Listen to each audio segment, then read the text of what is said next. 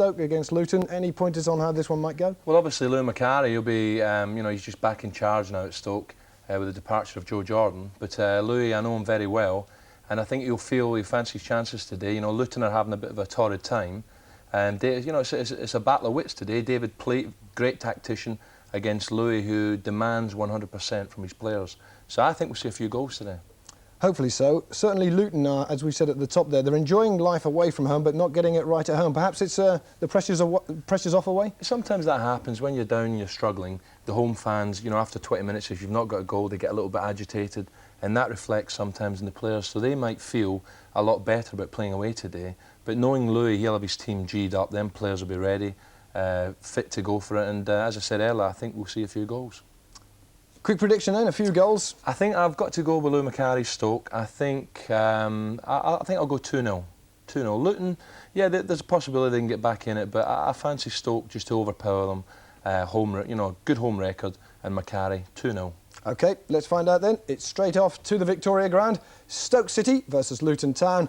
And our commentary team today, it's Dave Bassett, who's joined by John Helm. And welcome to the Victoria Ground. Lou Macari's return has been greeted with unbridled enthusiasm in Stoke, so the fans have rushed their Sunday lunch to get here for the afternoon brunch with Luton Town. Well, this is the side named by Macari. It's identical to the one that overcame West Brom by an emphatic margin of 4-1 just 7 days ago. Sunday soccer obviously suits Stoke. Martin Carruthers and Paul Pesci-Solido were among the goals in that victory, and they continue in the absence of the suspended Wayne Biggins. Stoke will adopt a traditional 4-4-2 formation. Macari resisting the temptation to go for a sweeper system, which he would have employed if Keith Downing hadn't declared himself recovered from a bout of flu. Well, into the Luton lineup today comes John Hartson. It's a big week for him. The young striker travels tomorrow with the Welsh under-21 squad to Moldova. Somebody said to him, do you know where Moldova is? He said he didn't even know where Essex was, where the team are flying from.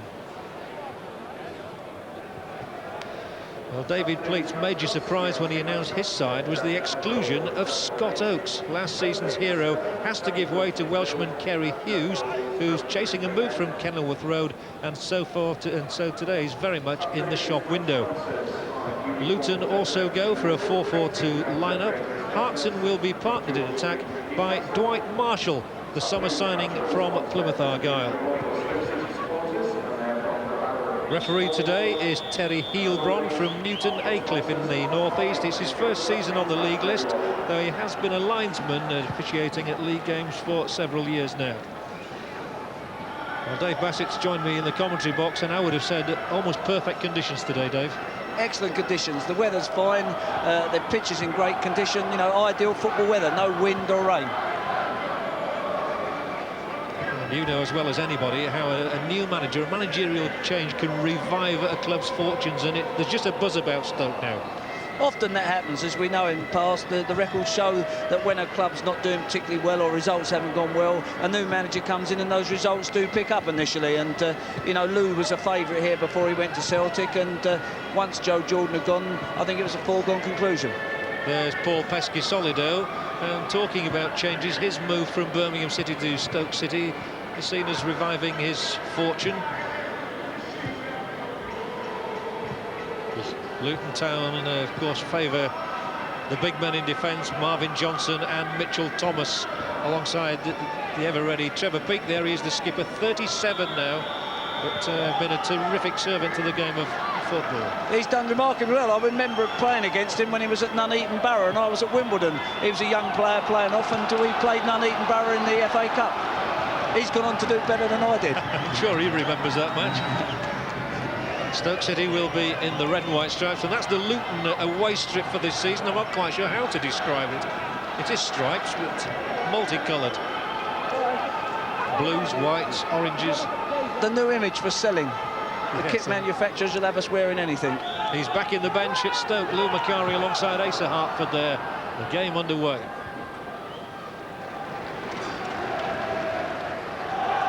Interesting that Stoke will go 7th today, just above Charlton Athletic if they win the match.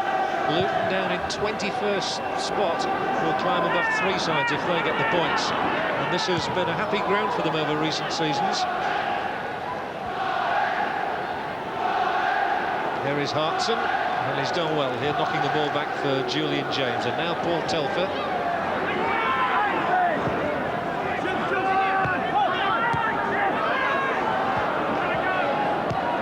Infield from Jones this time.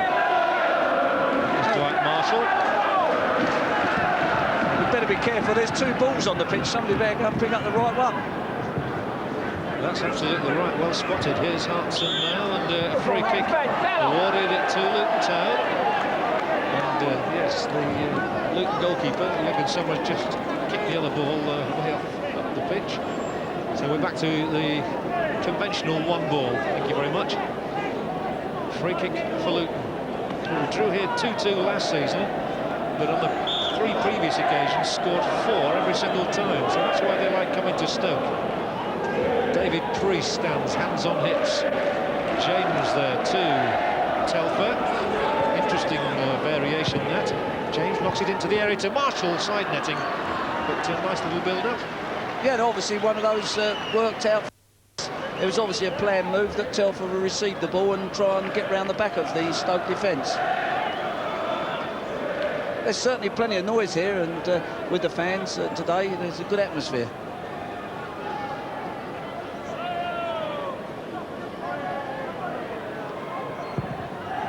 Yes, it's one of those grounds, the Victoria ground, isn't it, which does evoke a good atmosphere. The fans seem quite close to the action. That's right, I think that makes a lot of difference. It's always a ground that I've enjoyed coming to because of the atmosphere. Players, I'm sure, respond. Here's Orlickson's ball. Stoke not got moving yet. And here's Dwight Marshall for Luton, able to pick it up. Gary Waddock.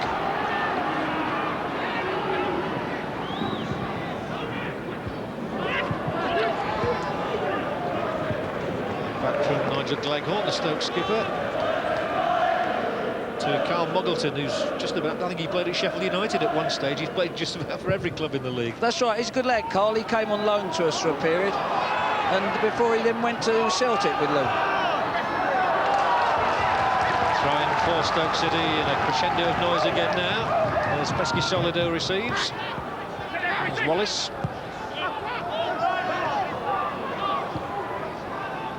Telfer doesn't get there though, and it's nudged forward here for Carruthers inside that Luton penalty area.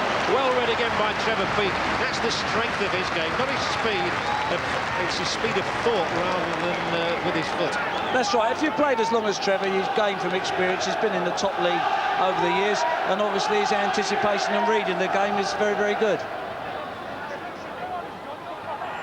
Carruthers in there for the Stoke corner. He's gone to the near post alongside John Dreyer, the former Luton player. That's a long one, and coming in at the back post. Well, the save was made in the end from Gleghorn.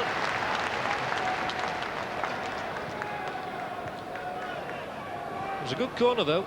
Yes, it was a deep one, and you can see that the 2 Stoke players have got away from their markers there, but it wasn't sufficiently strong enough to test the keeper that much. Hartson with a flick on, and Telfer towards Marshall. And it stays in play. The grass is quite long, and it enabled Telfer to get a cross in, which is claimed by Muggleton. I mentioned Sheffield United to you, Dave. Muggleton's actually had 8 clubs, but goalkeepers tend to have a lot, don't they? Yeah, some of them, you know, with Carl, have been on loan, and in this day and age, you need a few extra keepers, and you have to be aware that if you've got an injury, that you do something about it.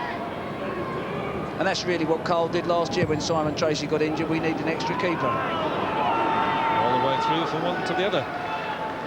Yeah, he's got a very good kick, Carl, as you could see from that delivery. And it's nearly got Stoke in on the edge of the box.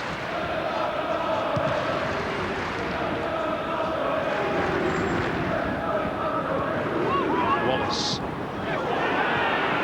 That was Marvin Johnson showing his strength. Now Mitchell Thomas. Foul, but Mr. Hilbrand says not. The Stoke fans thought it was.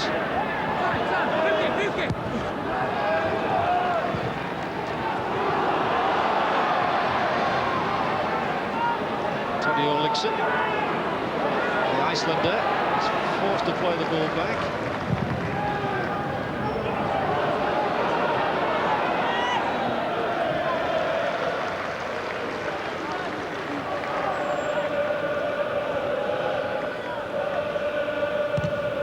That's a good view of the crowd behind the goal there, which is ideal from a football point of view. That was like the old-fashioned ground shot, that wasn't it? That's right.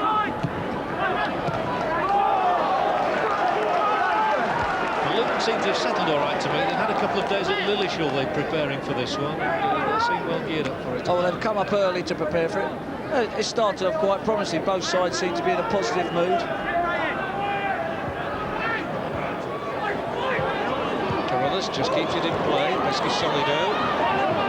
Good tackle on him from James. This is Keith Downing and this is Cleghorn.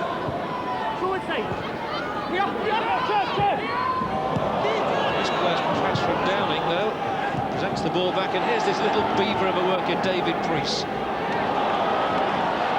Foul by Hartson. There's Downing.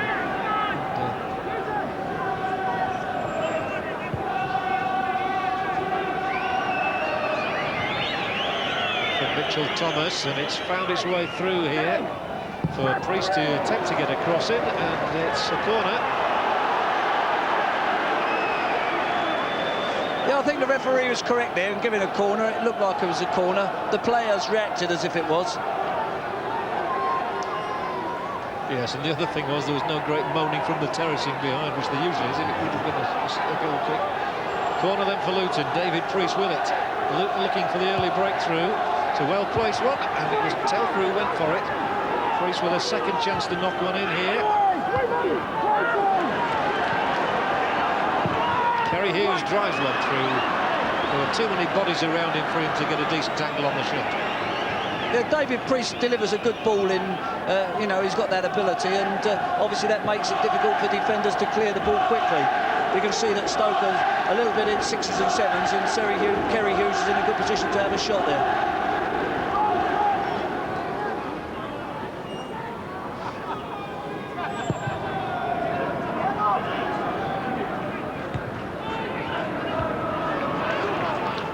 Johnson, now Telfer. It's a good ball forward to Cleghorn from Sanford. Cleghorn, so intricate footwork. Now Downing. The foul is on Sanford by Telfer.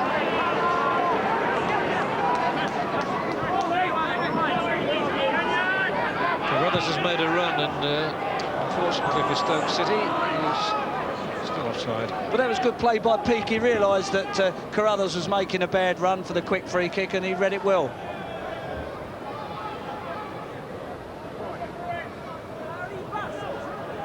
Solido is the Canadian international who made quite an impact with Birmingham. And when he moved on, Barry Fry shuffling the back. That was a difficult ball, but Peake again read it well. He's made a very, very commanding start to this match. Yes, so he's going to be the organiser, and David obviously realises that in the team and uses him, and that's why he wanted to keep him at the end of the season. Here's Hartson, though, for Luton. It was turning to a back pass, that which was certainly not intended.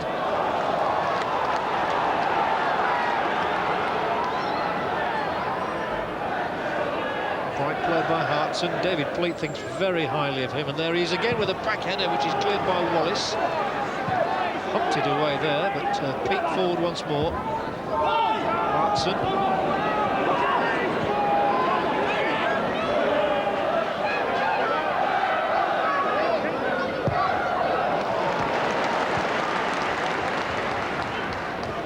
Plenty of red and white shirts in the crowd as well as on the field. Free kick for the home team. When you talk about Hartson, John Dreyer, ex-Luton Town, he should know all about him. They should be played against one another, I'm sure, in practice matches. Very much so, and Hartson's been begging for his chance. I mean, Kerry Dixon has been such a great player over the years, at Chelsea especially, of course. But he's only got the one goal so far this season, and David Peake decided that now the time is right for Hartson to come in. Well, that's right. Sometimes when your strikers are not scoring enough goals, you do have to make some change after a while. Sanford. Peake under it, took a bit of a nudge from Carruthers. And he goes Here's Pesky-Solido against James. If he picks himself up, he might still make progress here. Well, the second of those challenges from Trevor Peake will incur a free kick. He's a game little battler, this fella. Yeah, that's right. He's got quite quick feet. It'd be interesting to see that challenge there. Yes, he's just caught him. It's nothing particularly malicious, but he's just caught him and he's gone over. This is a good position then. Trevor Peake in there to defend against it. Stoke have got an excellent chance from this. The big men are really people like Cranson, who'll be at the back post, and Dreyer, the defenders. But it's whipped it low.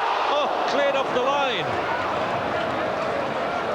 I think it was Johnson who got it off. But still Stoke here with Carruthers. Butler, throw in for Stoke. I think Stoke thought that they were in front then. They got 4 goals last week and 3 in the midweek Anglo-Italian tie against Udinese. They're in the mood for goals. And there's nothing like confidence in this game. That's right. When you've been scoring goals, everybody in the team starts to imagine they can do that. That was a good let-off for Luton there because it looked like it was going to be a goal. Well, the referee has slipped and... oh, terrific try here from Orlickson. That was worthy of a goal. The referee was just about picking himself up in time to see it. I think he'd been sold a dummy as well. But that was excellent football, and it's a great move here. You can see the player collects it, he takes it back on his left foot, and he does an excellent curler that just creeps around the wrong side. Very, very good skill. And this is the free kick. As you can see, it comes in there. It's driven low. It goes through the legs, and I don't know whether that's Mitchell Thomas or it was Johnson. He does very well to clear that because that was a goal otherwise. Yeah, it was Marvin Johnson. They do look terrifyingly alike, don't they, for us? But this is Telfer. It's a good play from Telfer, who waited, and Hughes got into the gap. Now the break for Stoke, orchestrated by Downing, onto Carruthers. Still Carruthers, and he's got Orlickson ahead of him. Here Orlickson now will have to hit a shot. Slices it with the right boot. But Stoke showing some enterprise now. Yeah, there was a bit of a mix-up in the Luton defence. Trevor Peake misread it and slipped a bit, and it's enabled the ball to be played through to Orlickson. You can see he's taken it off of his feet there. He slipped, and Carruthers plays it through, and Orlickson will be a little bit disappointed with his finish. He's hit the pieman.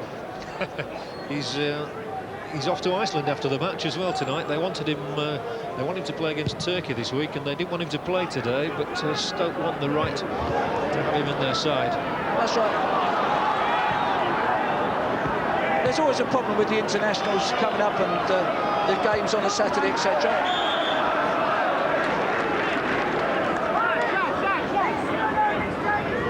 Still Stoke City 0 and Luton Town 0. A pretty bright quarter of an hour. Gleghorn. From Orlickson over to Ray Wallace. Scored his first ever league goal a week ago on his birthday. It was a well-directed pass, and it was at full stretch that Johnson stopped it. Now it's Mitchell Thomas. Wallace makes a bit of a present of it to Preece.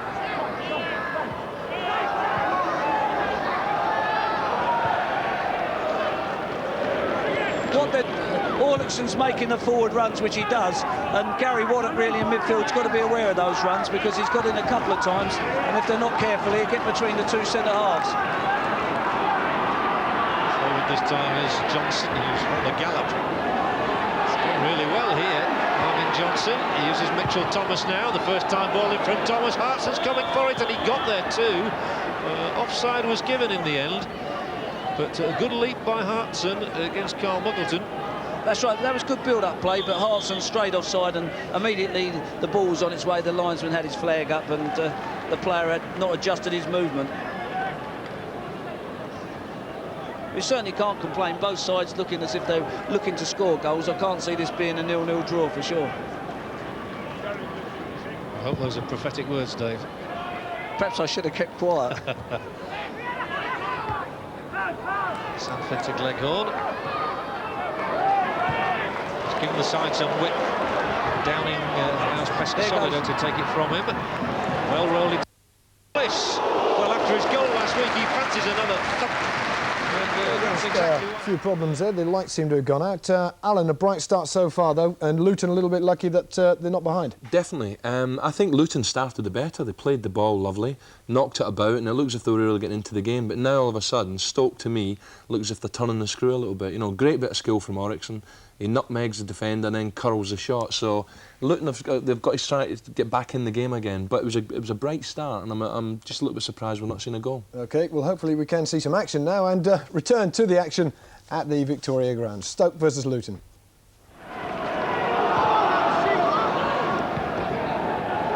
Stoke's home record has been good, apart from a defeat against Sunderland, which I saw. They've been in excellent form here, winning 4 times and scoring 12 goals against 4. So another way to go here at the Victoria Ground. De Luton the other way. This is Marshall through the middle, and Marshall might just get in. It required an excellent tackle from John Dreyer to curb him. That's right, John. That was excellent play by Dreyer. It was an important tackle. Had he not made that, Marshall was through.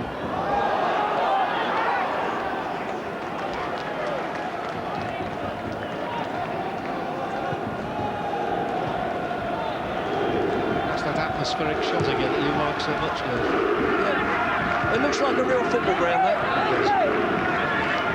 And I'll tell you somebody who's enjoying it today. Sir Stanley Matthews is here in the crowd at his beloved Stoke City. The greatest of all time, perhaps. He'll enjoy it more if they win. He will. Hartson, his foot was up too high.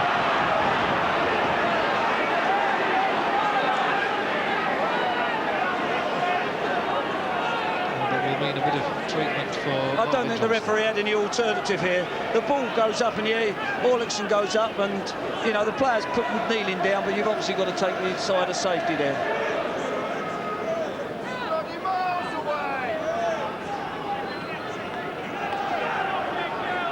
Big strong lad, isn't he? He seems to be right. He doesn't seem to have any blood, so... That's all that matters.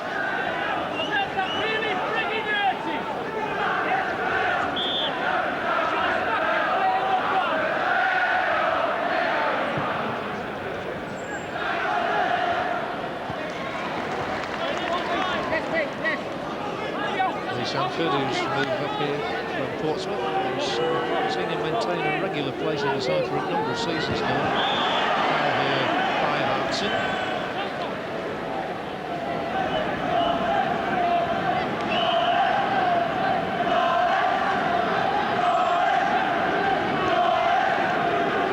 Ian Cranston, Stoke's record signing. There's Asa Hartford in the foreground, just leaning in front of Lou Macari. Glad they've got their names on their tracksuits, we know who they are.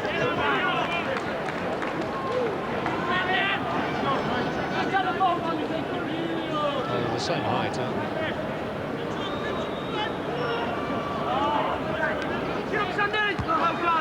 I know there was quite a campaign, really, to get Lou Macari back to this club. Joe Jordan unfortunately suffered the consequences when he lost his job as the manager. But Lou Macari's always been popular here. Yes, well, he's done a good job for them. He brought them up through the 3rd division, or is it the 2nd division now? And he's done a very good job here for them. So, naturally, the fans have got some affinity with him. Dreyer, free kick for Stoke. Very well by Julian James. And this is Hartson. Down the line goes Marshall. Good running from him. Gave Hartson an option there. Just about retaining possession.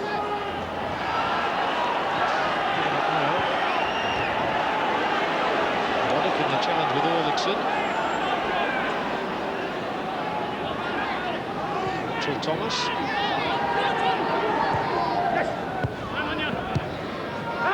Stabs the ball in for Hartson. Marshall's in the area, so he's Dreyer there. Fortuitous little clearance from his own man Butler.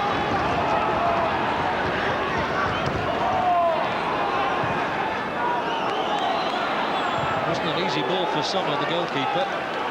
Took it on the bounce. Now Gleghorn rolls it in here for Carruthers, edge of that Luton area.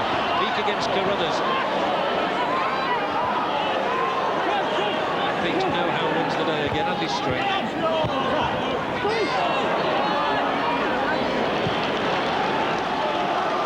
Preece has a bit more room to work with and goes for the longer pass up here for Marshall.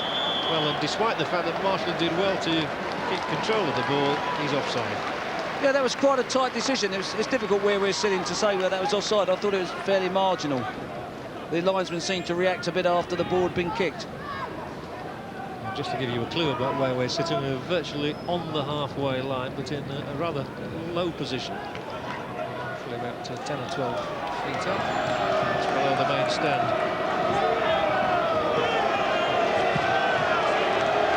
And we've still got a very good view of the match. Here is Preece for Stoke. Carruthers, and the referee says play on! Well, the ball is slided away out of the penalty area by Mitchell Thomas. Very important interception, that. Yes, that was an important clearance for Luton there.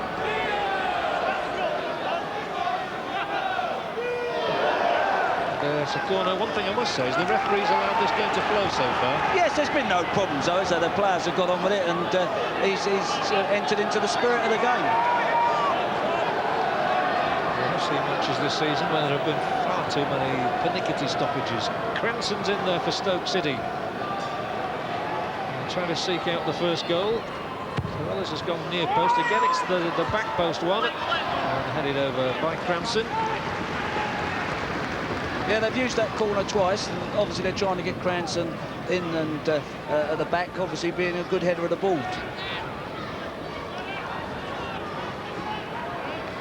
There you can see Carruthers is in, he's driven that across, and Orlickson looks like he's going to score there, but again, whether it's Johnson or... How's Thomas that one? I'll get at it the right. end of the match, I'll get it right. They haven't got their names on the backs. Here's a slip, and it might let Dwight Marshall in. Here's a great chance for Luton to score, and Dwight Marshall takes that chance. It was a ghastly error in defence, which allowed Marshall to romp his way through the middle, and he has slammed that ball into the Stoke City net. Luton's fans celebrate. Stoke 0, Luton 1. Yes, it's a slip there, and Marshall's onto it very quickly. He holds his balance well. He looks up early, and he strikes it away nicely. Cole Muckerton has no chance with that.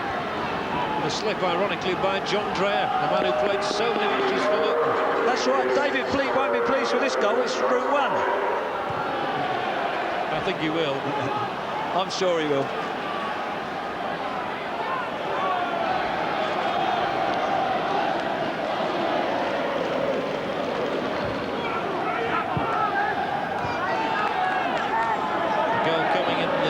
Second minute, Dwight Marshall's third for his new club. Funny enough, all his goals have been scored away from home. Former Port Vale's previous ones. There you go, a shot of the disappointed John Dreyer. I'm convinced we want to do well against his old club. I'm afraid he's opened the door for Luton.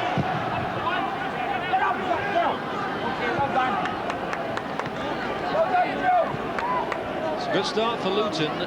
They've only won one of their last 5 matches. Their best performance this season was a 4-2 win at Watford, when they played exceptionally well. Yeah, they picked up a few more points away from home, Luton, than they have actually at home. They'll be pleased with that, because Stoke had a couple of chances.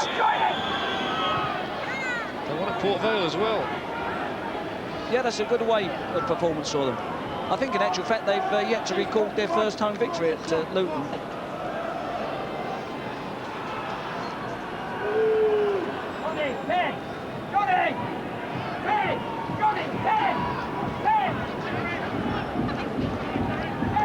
Macari's such a good start to his second spell at Stoke. He's not tasted defeat as yet. Win last week, followed by a victory in Italy. So it's fresh territory for him that he doesn't like the taste of, I've no doubt. Ceri Hughes, the ball through the middle again. They're seeking to use the pace of Marshall. He'll be delighted with his goal. He was 29 last week, a Jamaican. To the league at quite a late age, really, Dwight Marshall. That's right, he in actual fact played a couple of times for our reserves when he was at Grays Athletic, and then he went off to Plymouth. David Kemp signed him when he was manager. It's amazing what you find out on a Sunday afternoon, isn't it? Here's Downing, and now Gleghorn. This is a better one for Pesky Solido. Stoke have got a lot of bodies up and around here, and Carruthers might have the chance for a shot, but it's not the sort that will trouble Jürgen Sommer. No, the build-up play and the layoff was okay. It was just the final effort was, you know, bouncing all the way to the keeper. He's going to have no problems. It's a good little turn here. It's the reverse ball inside. He's got time, but he obviously doesn't catch hold of it particularly well at all. The keeper can put his hat on that one.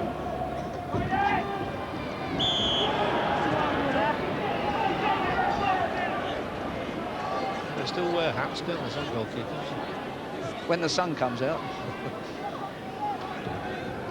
John Hartson battling away for Luton Town in attack. Yeah, off to Moldova, as I say, with Wales this week for that European Championship game. A lot of international action this week. Leghorn for Stoke. Now Wallace. There's three up around the edge of the penalty area. But he decides not to deliver the cross. He and Wallace are playing their own little game at the moment. Neither of them seems to want to knock the ball in there. So it eventually breaks down. Hansen does pop it up towards the danger zone. And Orlickson might win a corner. Sent to Carruthers. To Wallace, to Butler, to Wallace. Stoke rely on August and making a lot of forward runs. Gary Waddock's doing a good job in there, tracking him down, making sure he doesn't make the extra one up.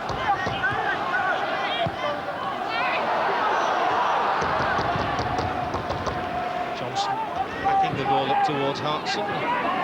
He's covered by Sanford. Now Dreyer. Waddock's clearing header. One from Hughes. Hartson.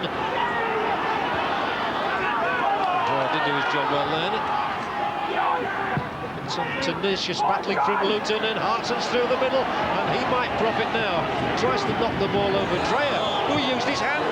Dreyer used his hand.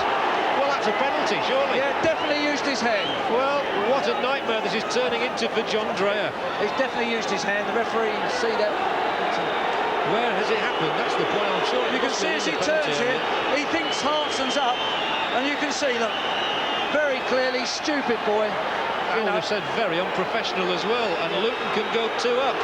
The crowd are moaning, but there's no doubt the referee entirely right. It is a penalty. David Preece doesn't score though. Fabulous save by Muggleton. Well, Dreyer is a lucky lad. I don't know why he's complaining to the referee.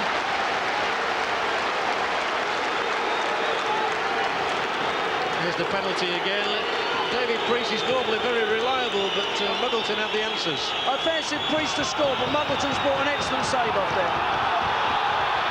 And now the whistle has sounded at the other end of the field. There's bedlam here at Stoke at the moment.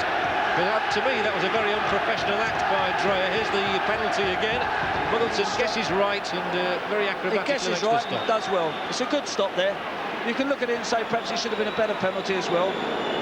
I don't know why the crowd obviously didn't think that Dreyer handballed it, but it's clear, you can see that. Yeah, I suppose they've got their backs to Dreyer in that situation, well, but we could certainly see it. The referee was perfectly positioned and he was spot on.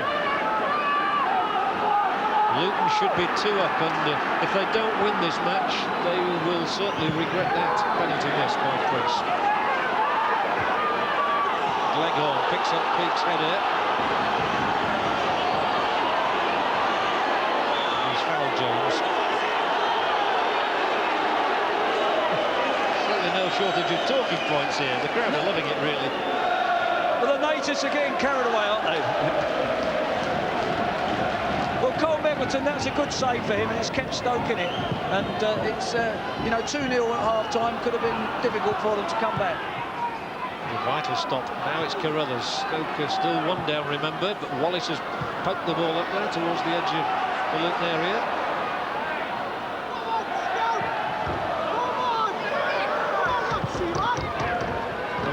He's going through John Dreyer's mind at this moment. You know, he's made a mistake which has led to a goal. He's given away a penalty, all against his old team. Perhaps he thinks he's still playing for Luton. He's played over 200 matches for them. Anyway, this is a free kick for Stoke City. And Dreyer will try and get up there maybe now to redress the balance. for the moment, though, as Cranson lifts it in here. Gleghorn tries to keep it in play. And wants the corner, which he gets.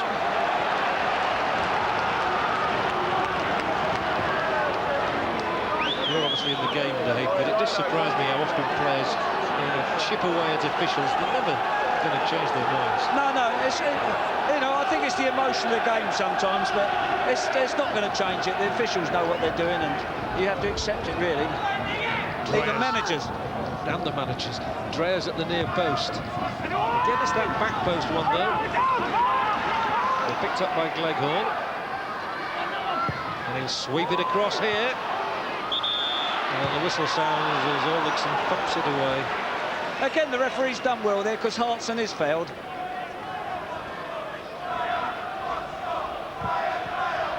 Points vital for Luton today in their bid to move away from the danger zone at the bottom. There you see the free kick coming in, he's pushed there. Trevor Peake was actually given a free transfer at the end of last season. Nobody really came in for him, so David Plate said, well, you better come back to Luton then. I don't think David necessarily wanted to lose Trevor, but I think the financial situation was such at Luton that they had to let Peake go, and he had the option of going to another club. But I think when it didn't work out, obviously David felt he could do another good season for him. Chipped up by Downing. Pesky Solido climbs well because he's only about 5'5", so anything he gets in the air is a bonus. Now it's Carruthers who enjoys running at defences. Pesky Solido to Gleghorn. Gleghorn again. Might have a dip from here, but it clips an ankle.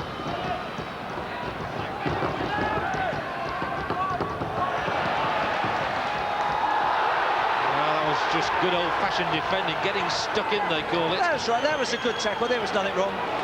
With the new rules, I think there is there, that's Waddock, and that's a booking. Waddock on Orlickson, and that, without question, is a yellow card offence. I missed it, actually. It'd be interesting to see, because I was too busy talking and watching something else.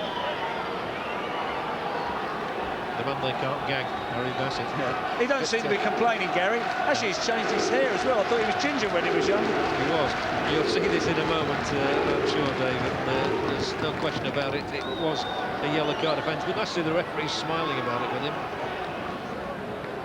Yeah, he's tripped him. Under the new code, you're going to get booked for that.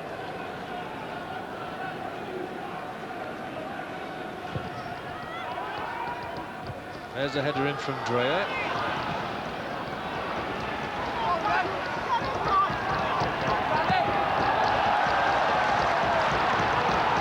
Ball, Hughes took it quickly. Here goes Marshall. That was quick thinking on the part of Ceri Hughes. Marshall might get a second one for Luton. Side netting, but excellent quick thinking from the Welshman Hughes. Released Marshall, and it could so easily have been 2-0. That was good. That was quick thinking. Stoke were called asleep. Dwight Marshall's got away. He's used his pace. I think he could have done with better squaring it back across the box to Hartson. He might have done a bit better. A very good game. Excellent.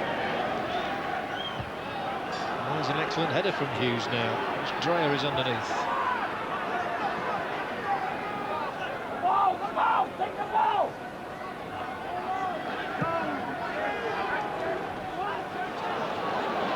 Peake knocked this one back to Jurgen Sommer, which is exactly what he does do.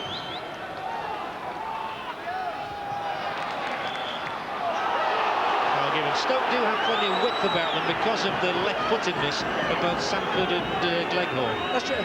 I think, to some extent, I think David's played Hartson on the right-hand side up against Dreyer to make sure that Cranson has the shorter, quicker one. Hartson, Marshall might get in again. Sorry to break you off, Dave.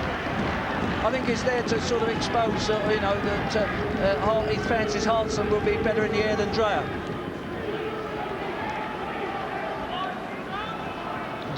Put Kerry Dixon on the bench today, David Fleet. He is fit. Oakes is on the bench alongside Martin Williams today, the young front player.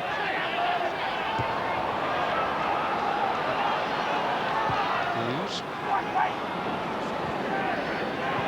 Oh, Marshall can really dash. You can't catch that. Well, you look at Luton and they're trying to use the channels and get Marshall into the channels and deliver those balls so that he can stretch the Stoke defence.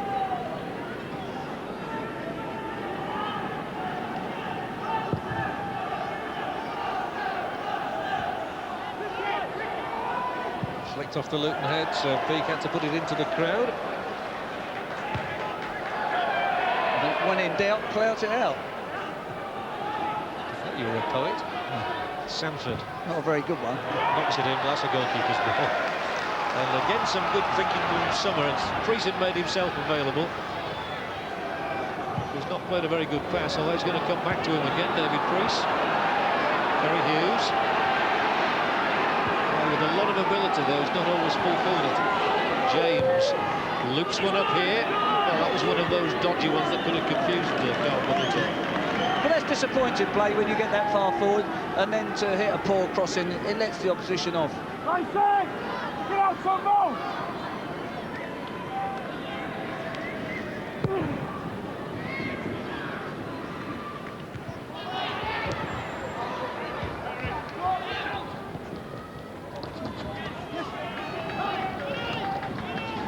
Macari's got quite a job on here to win promotion for Stoke City again, with only one automatic place this season to the Premier League and one to go through the playoffs.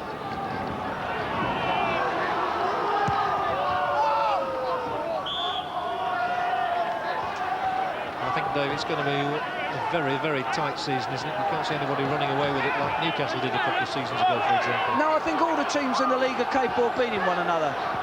You know, the standard is very similar with a lot of the teams, and there's not at the moment any one particular team, in my opinion, that's sort of outstanding. There's Wallace. Oh, dear. A perfect pass. The miscue. Total. Well, look at the grass, of course. Well, it's never the player. Ray Wallace, who moved here from Leeds United at the start of this season, and his twin brother Rodney was a goal scorer for them yesterday in the defeat at Norwich. There's another miscue. Stoke unable to profit. And that's the third miscue in a row, I would suggest. I think more chalk's required out there. Pesky Solido to Sanford.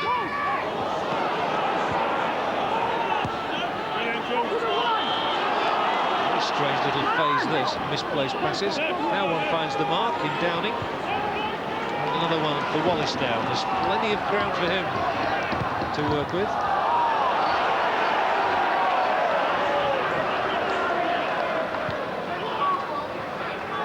When you're having your good spells, you don't want to be giving the ball away unnecessary. It relieves the pressure on the opposition.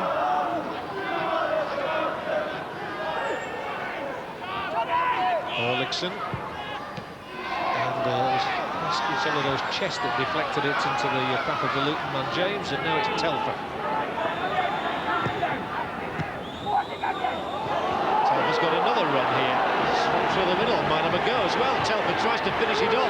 Hartson's in with a chance, and it bobbles away off the side of his foot for another disappointing end to a promising-looking move.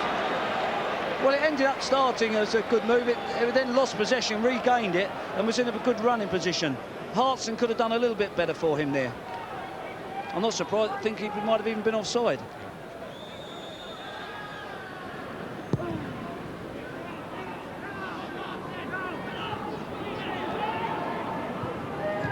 Next Sunday, we'll also be seeing another of the promotion hopefuls, Derby County, in action at Southend United. That's at Roots Hall. That's our action next week.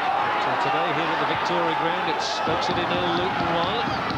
Pesky Solido surrounded by blue shirts. Telfer shows his skill. Now the longer ball up again for Hartson, who's headed it well.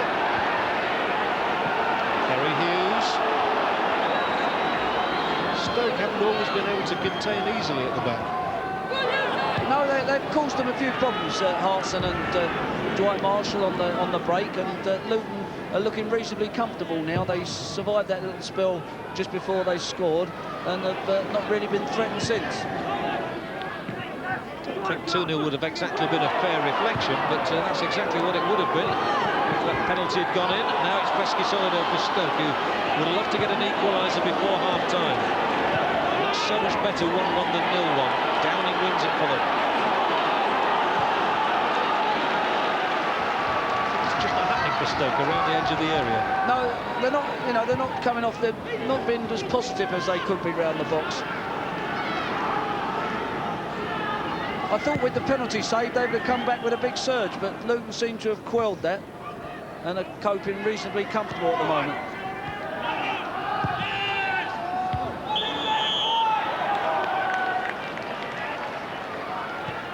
Again, Peake used his experience there to step up the offside and catch Stoke off and, you know, kill off the attack.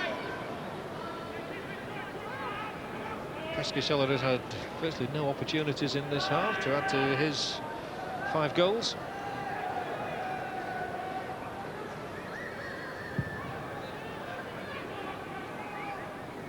Hartson climbed well then. And Marshall nearly dispossessing Wallace, who finally just gets himself out of trouble. Much to the relief of those fans at the back of the net.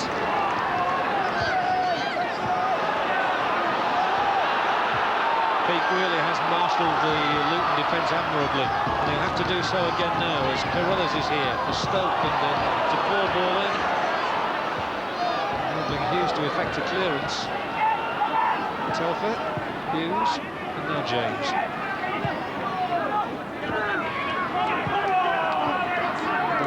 Luton's defender Mitchell Thomas is down injured at the moment and will require treatment. Yeah, he went down early. He's obviously done something there that's concerned him, and he stayed down a reasonable while.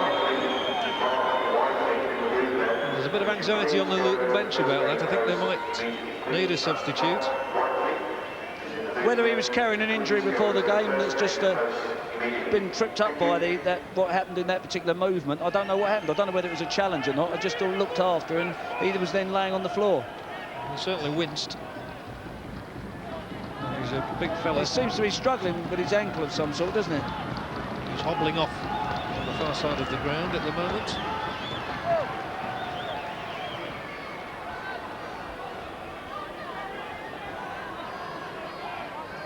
So treatment will be applied over there by Clive Goodyear. And down on the touchline, he's out of your shot at the moment, but they are warming up Martin Williams. Free kick Stoke's way. Hughes the aggressor.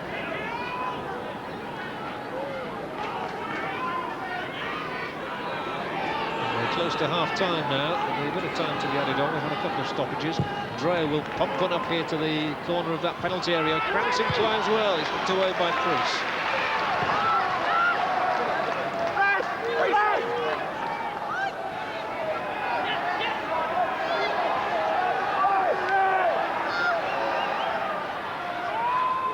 And it comes, and straight in, he's taken out of his own goalkeeper's hands by Peake there. The first lack of communication, I would have said, between goalkeeper and centre-back. Well, I think Preece didn't bother about the goalkeeper. He was going to make sure there was no mix-up, there was no advantage. You can see the long flow, they flick on, and Peake, you know, make sure he clears it. Steve Leghorn leaving to find an opening for a shot, which is not good enough. Not to score a goal, anyway. Mitchell Thomas is back on, but he doesn't look entirely comfortable. Certainly doesn't, and as a result and as a precaution, Luton are warming up both Scott Oakes and Martin Williams. There's so little time to go before half-time, perhaps they're going to hope to work on Thomas during the interval. Well, no doubt David will be waiting to see how he is and before making a hasty decision.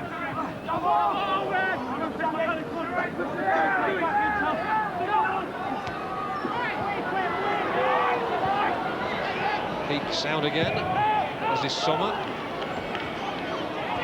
And then Hartson gets the flick he was looking for. Straight through to Ian Cranson. There's the majestic Peake once again, although it's come out to Gleghorn and now to Downing.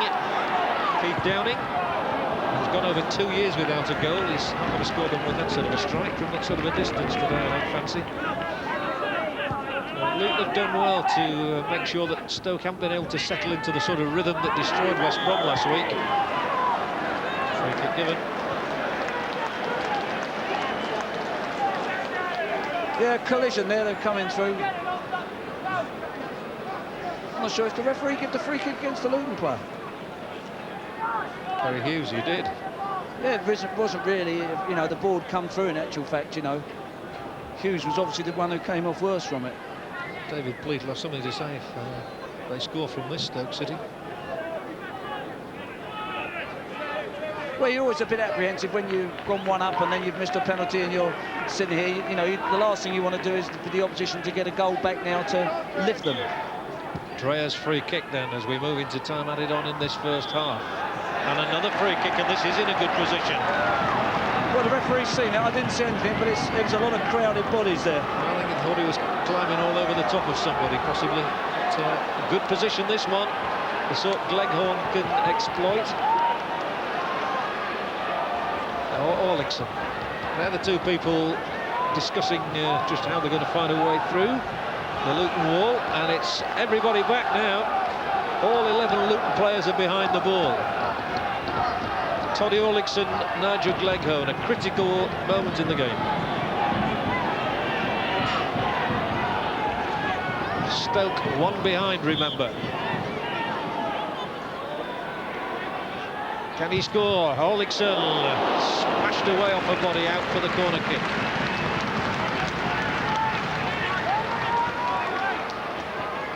There you see, actually, wasn't sure who got that away. I don't think it was the goalkeeper. I think the Luton player. No, I think it was Peake, David. Stoke have still got a lot of bodies up and around. If Gleghorn gets a good cross in, oh, someone makes a hatch of it. And he was very lucky to get away with that, the American keeper. Yes, that was a nearly disastrous drop. You can see he comes, he looks as if he's taking it comfortably and confident, and Peake manages to get a block, and it, you know, fortuitously falls back into his hands. What do you think is Luton's day? Stoke might be saying it was a back pass. Hartson now for Luton. Preece, here's Marshall inside that Stoke penalty area.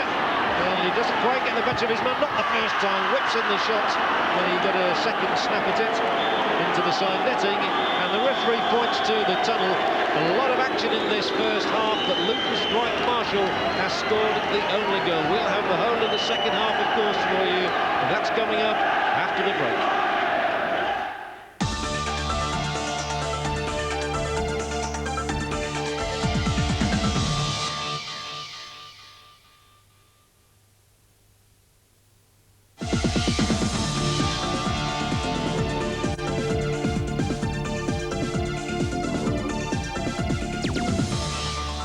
And today, Luton have scored 1 at Stoke. It might have been 2, it should have been 2, and so much for your prediction. Yeah, as usual, wrong again. I think there'll be a lot of tough talking in the dressing room, especially the Stoke City dressing room. I think that David Pleat must be very, very happy. I think that Stoke have played the ball about much better, controlled it, good passing, but Louis must be pulling his hair out here. You know, that's a golden opportunity. Free kick by Orlickson right across the 6-yard box. It just needs a touch.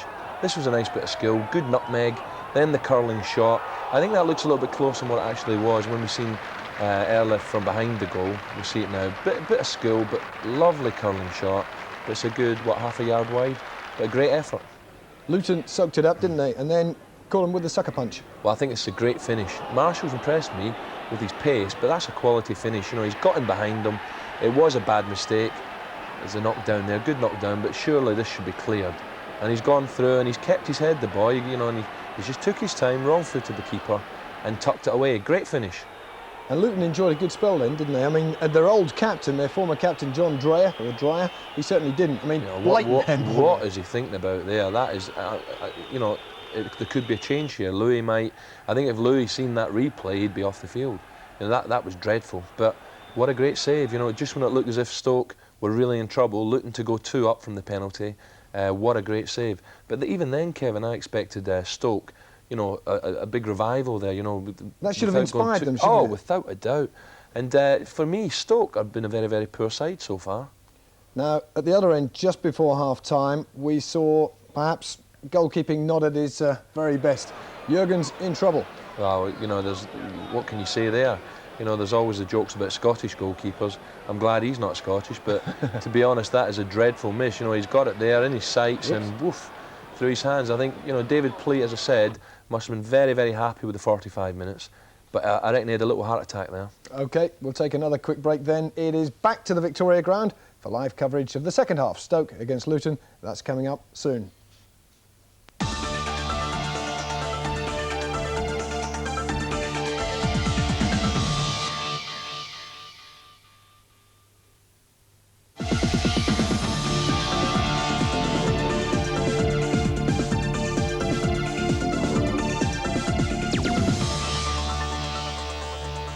Hello again. Luton 1-0 up at Stoke today. The second half coming up in a moment. Alan, there's a couple of old faces in the Luton team you actually played with. Well, Trevor Peake, I've known Trevor for a while when we played together at Coventry.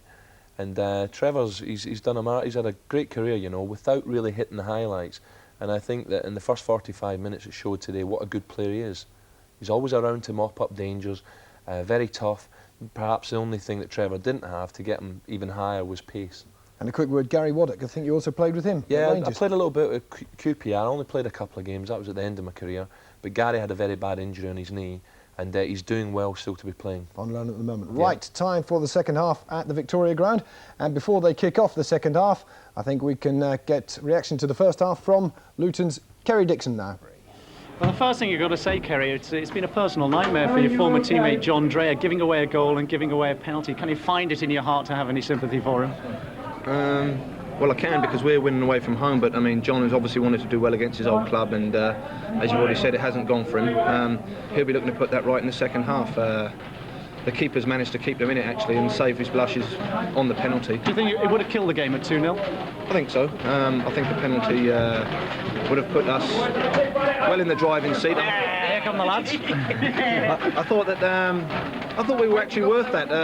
Marshall's pace has troubled them on the break, and with Stoke looking to come at us in the second half, we'll hopefully capitalise on that again. It's been Marshall and Hartson both have caused problems for both central defenders, haven't they? Yeah, Johnny's done well. He's battled, and he's proving quite a handful for the two. And if he does get the flick, Marshall's pace is going to cause anyone problems. Do you think you can hang on? Oh, I think so, yeah. No problem. And the $64,000 question, can you get back in the side? Oh, I don't know about that. It's easy to hang on, I think. Happy watching second half. Thanks a lot. Sure, thank you. Thank you very much, Rob. It's a nightmare for a player to be interviewed just as your teammates are coming past you, isn't it? It's a wonder they let him carry on all the way through. They'll be asked if he's going to share his fee. No doubt, knowing soccer players. So here we are at the Victoria Ground. A reminder of the scoreline: Stoke City 0, Luton Town 1. So no changes for the second half.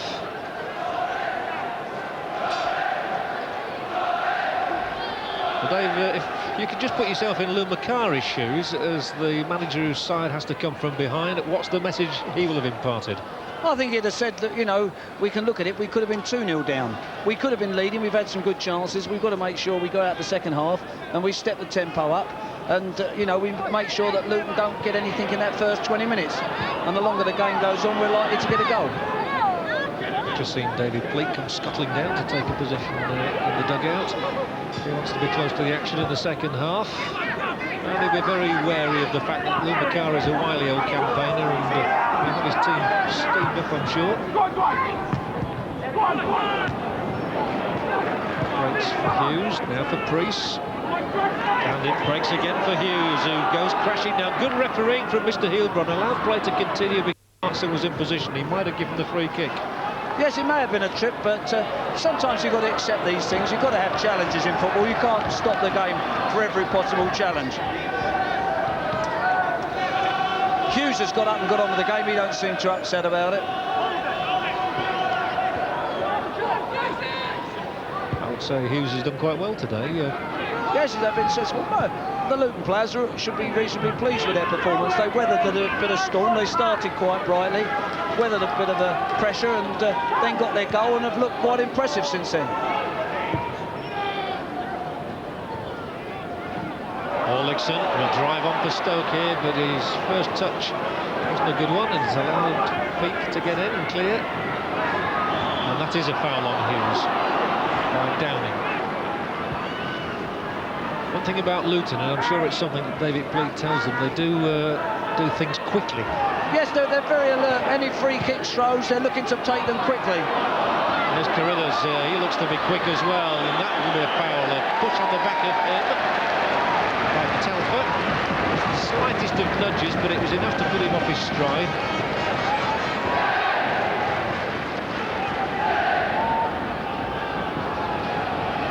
I'm sure David Preece is praying that Stoke don't score early in this half, because that just takes the momentum away from you. Oh, certainly they want to kill off Stoke for the first 20 minutes themselves, and they feel that if they've done that, they're capable of getting a goal away from home as Stoke become a little bit more desperate. Again, it's the Orlickson-Gleghorn think tank, an Icelander and a Geordie together, and it's going to be Orlickson who'll smack it in straight against that wall again. Always a problem to try and get it over or around a defensive wall like that. Mitchell Thomas has come out for the start of the second half, so they've obviously repaired the injury to him.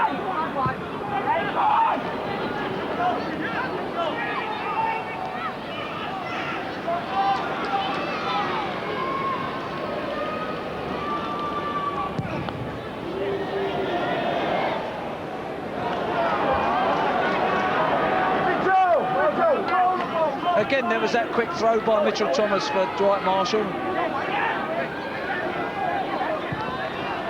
Dwight Marshall again there. Again, it's gone out. I think they're obviously trying to get the ball into Dwight early so that he can try and get some space to use his pace. He's got plenty of that. There is Waddock. Thomas. Marshall. Foul by Hughes. And he knew it.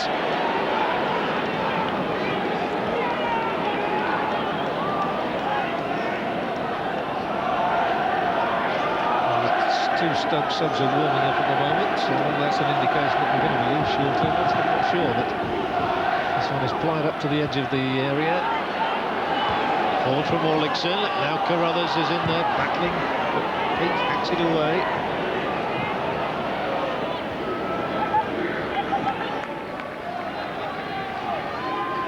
And Carl Muggleton, who made that splendid save from Preece's penalty, sizes up his option, goes for the one through the middle to Carruthers. A little layoff him intended for Pesky Solido. Then Hartson climbs ever so well again to get Marshall moving. Telfer and Dreyer sweeps it forward. Julian James.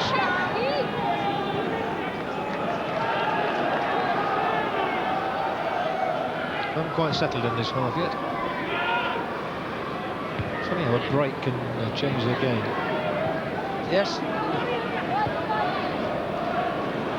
Dreyer again. Through the middle again. Carruthers there. That's Peake, and this is Thomas. Down into Wallace. Carruthers saw what was coming there, did well. Hands away Johnson, knocks a good ball in. Peake heads away. That was a good little turn by Carruthers, and it was an important header away by the defender. Scorer of 2 goals last week. He thought he'd got a hat-trick, but someone else claimed the third one. It's a very poor cross. Again, that situation when you get in those wide positions and then to lose the ball with a poor cross, you know, spoils all the build-up play.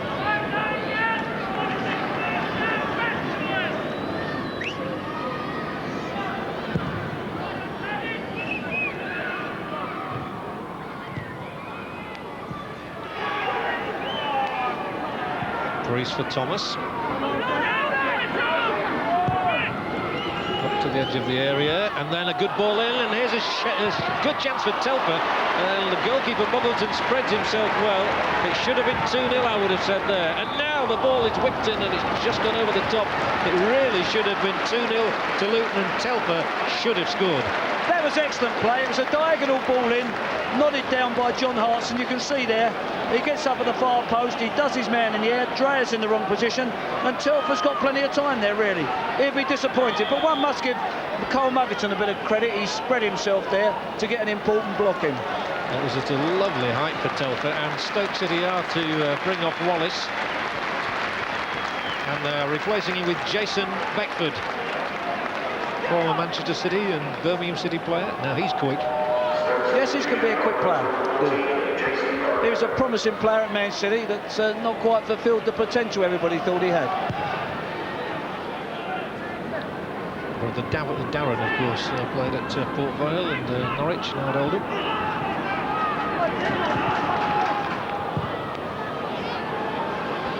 Hartson again uses that height well. He's got the ability to hang in the air. There's a first touch for Beckford. Slots in down the right side.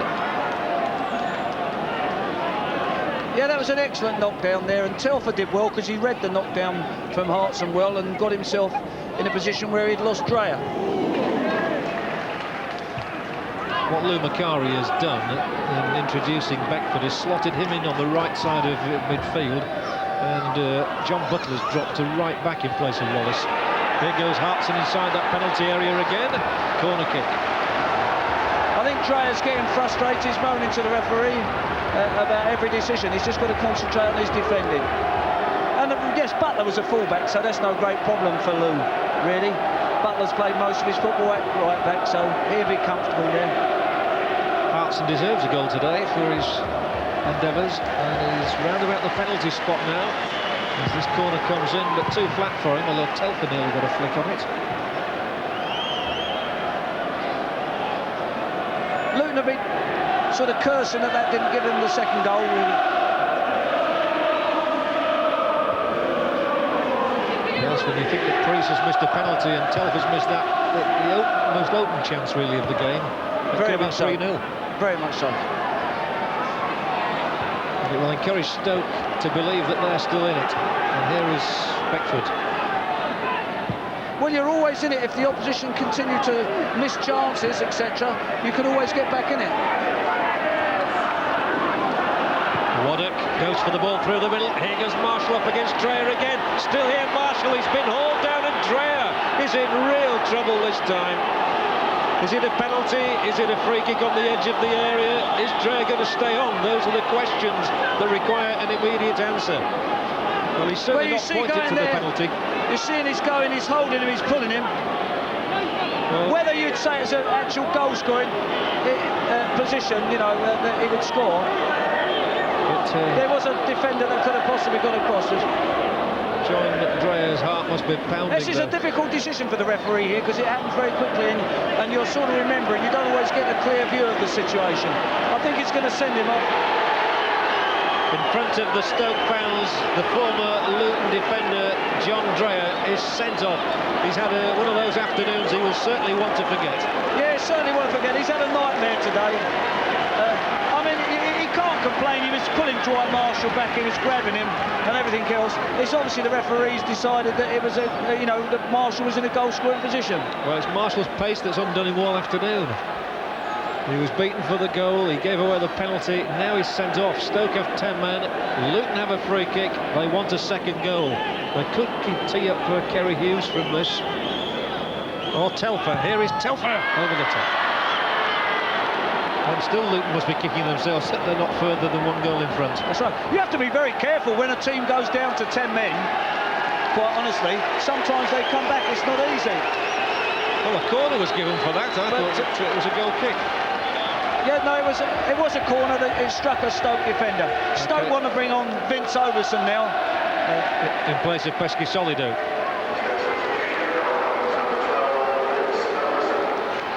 Vince Overson, a defender, so Pesky-Solido sacrificed because of the sending off of Dreyer, really.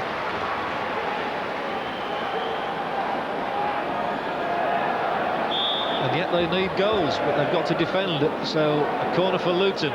Still looking for a second goal. It's still not a very good corner. Preece.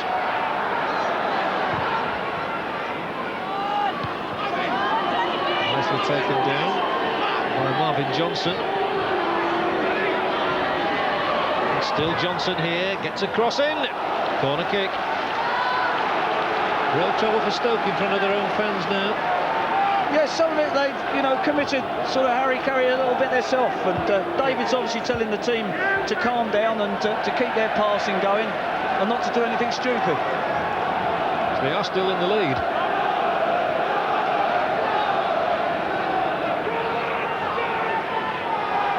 There's a lot of movement around, and Marshall it was who came to it, and here's the cross for Luton. Well cleared to Carruthers, but he can't control the ball. Peake knocks a very good pass out here to David Preece. Waddock. time for Stoke City at the moment. James has knocked one in, but it's too much for Marshall. Stoke have got a real fight on their hands now. Oh, they've certainly got a battle now. They've got to recompose themselves. That's Lou Macari, of course, who's still talking a good game down there. Well, it's not down to Lou now, it's down to the players to show what they can do for this last half hour or so with 10 men.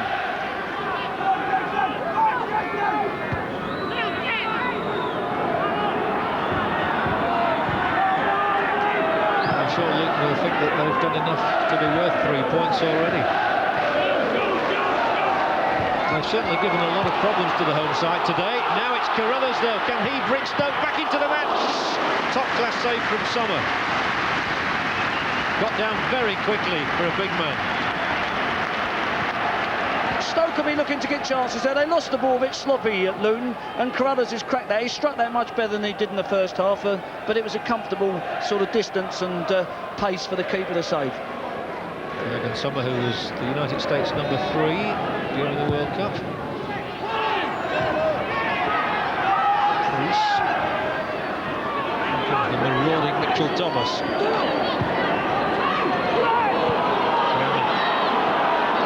He dwelled on the ball and it was fairly won by Luton. And they've just been the sharper at times, in midfield especially, with Telfer and Hughes, who are combining now, and Preece. And he's knocked that one out to that far side for James, who won't keep it in. But they've imposed themselves well in midfield, Luke. Yes, they've moved the ball around quite short and sharp in midfield, and they've been quite composed. I think that first goal that Dwight Marshall got for them settled them, and you know, since then they've played very well.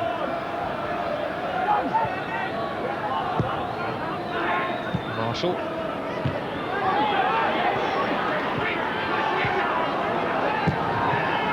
Forward from Butler, Carruthers down into the path of Beckford. Howled by Waddick. A lot of howling around the stadium at the moment. I thought that was worth a yellow card. Not really. Beckford played for that. He knew the body was there, he used it. And I was going to say that's what home fans do, especially when one of their own has just been sent off. that's right, the emotions run high. They want the referee to equal it up. Butler's free kick for Stoke City, who badly need an equalising goal. Up in the air it goes from Downing. Breaks for Preece, and the charge will be on again. The lightning quick Marshall.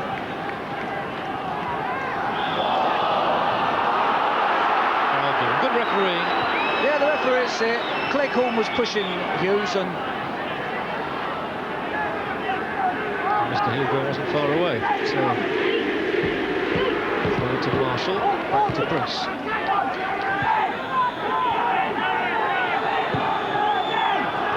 Luton are doing quite well.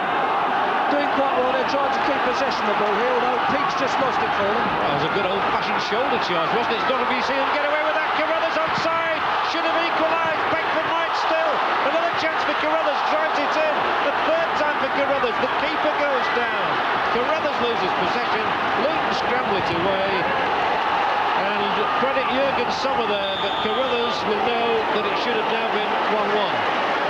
Yeah, that was another clear-cut chance. You see he's through here with the keeper. The keeper does well. He should have done a little bit better on the ball, Carruthers. Again, the keeper does well with the block here. And he's chasing him again. He's got a third block in, so he's done remarkably well. He's even got four. Terrific quartet of saves from Jurgen Sommer. That's why you practice on the training ground. That could be an important save for Luke. Well, I'm sure it is an important save. You know, it's going to be demoralising for Stoke not scoring that chance. There's a real cocktail atmosphere about this. Towards to Preece.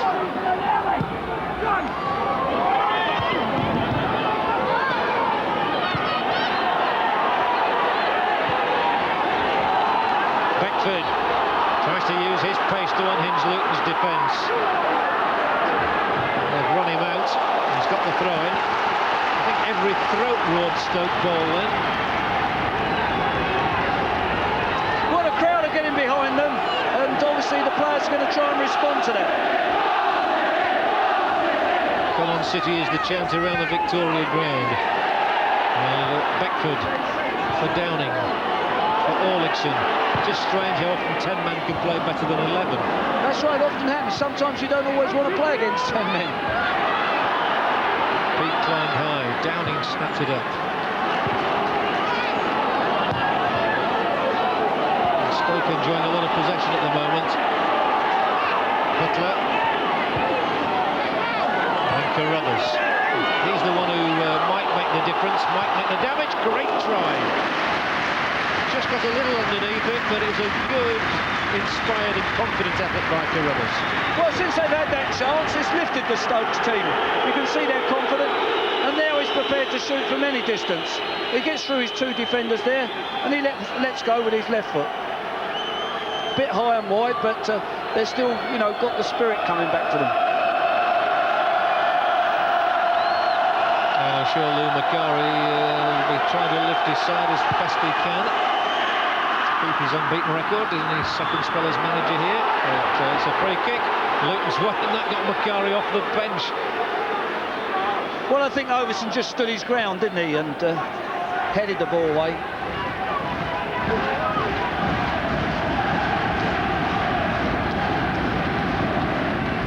Luton's free kick short from Waddock. The Republic of Ireland international, Waddock stroking it around. Luton can bide their time a little.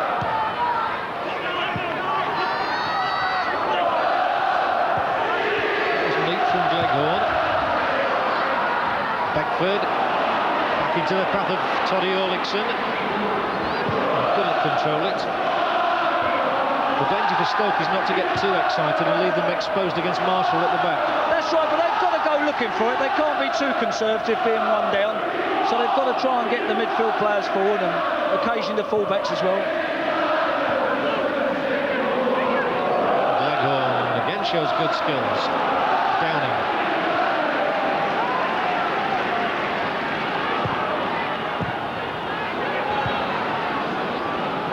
Nudged up there, and Hartson will take on this defence, and Hartson and Marshall have posed a lot of problems, and Hartson with a very good try from that sort of a distance. He must have spotted the keeper Muggleton off his line and thought he could beat him. That's right, but he obviously see that there was a scoring opportunity, and he's done well. He struck it. You can see he gets the break there, and he's decided he's going to shoot. He's not going to pass to Dwight Marshall, and that's a good effort.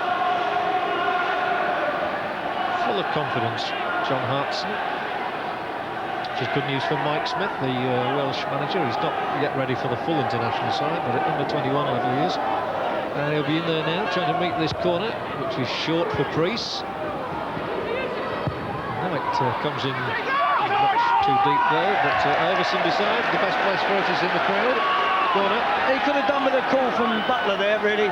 He could have let the ball bounce and turn round. That's where you need a bit of information.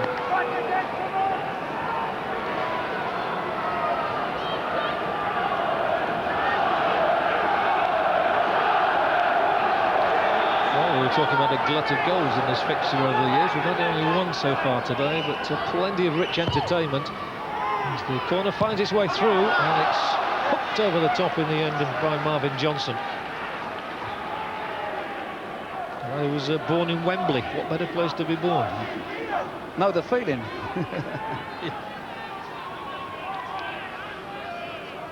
There's no guarantee you go there regular. Nearly said you're still waiting, but you did get there with Sheffield United to a semi-final, of course. Free kick, Stoke's way. Midway inside this second half, but Stoke is still a goal in arrears. Cranston's going to knock one in.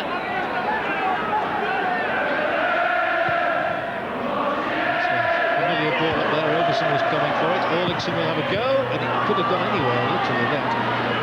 What a bicycle kick clears.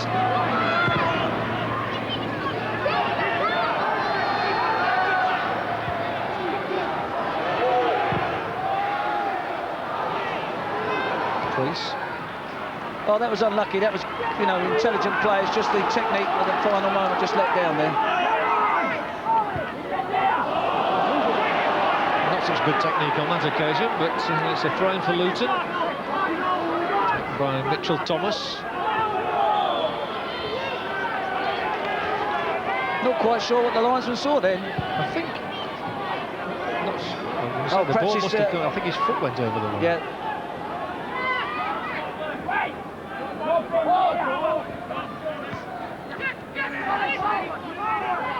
Butler down the line goes Beckford.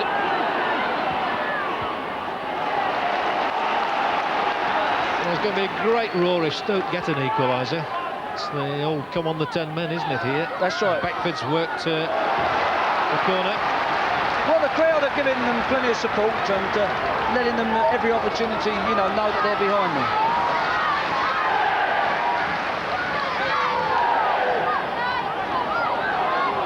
There's the corner for Stoke City. Easy away. And Orlickson knocks it back here for Gleghorn. Try and find a better cross. It's not a bad one either. And although Carruthers got into good position to head, the whistle had gone for offside. Yeah, it was quite clear. The line from was up very sharp. It was offside. You can see that 3 Stoke players were offside initially, although Carruthers come from behind.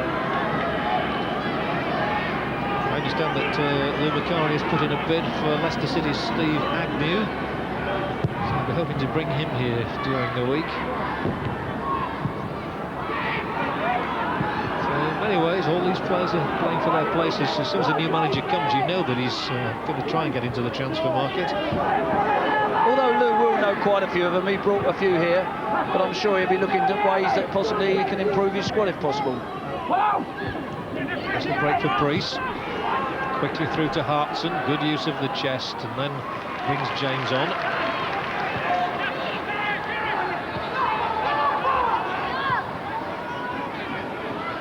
Preece straight into the welcoming arms of Muggleton though, and it's still 1-0, Luton in front.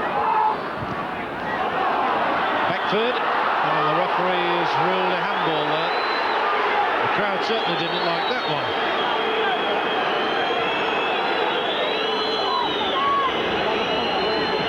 It wasn't clear to see, but it looked like Beckford had got a sort of fortunate break when the ball bounced to him.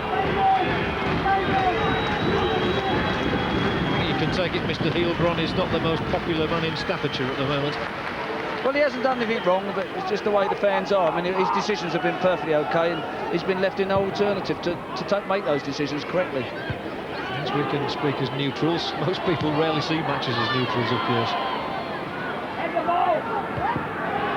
Headed down by Thomas, but Downing snapped it up, and so did Waddock for Luton.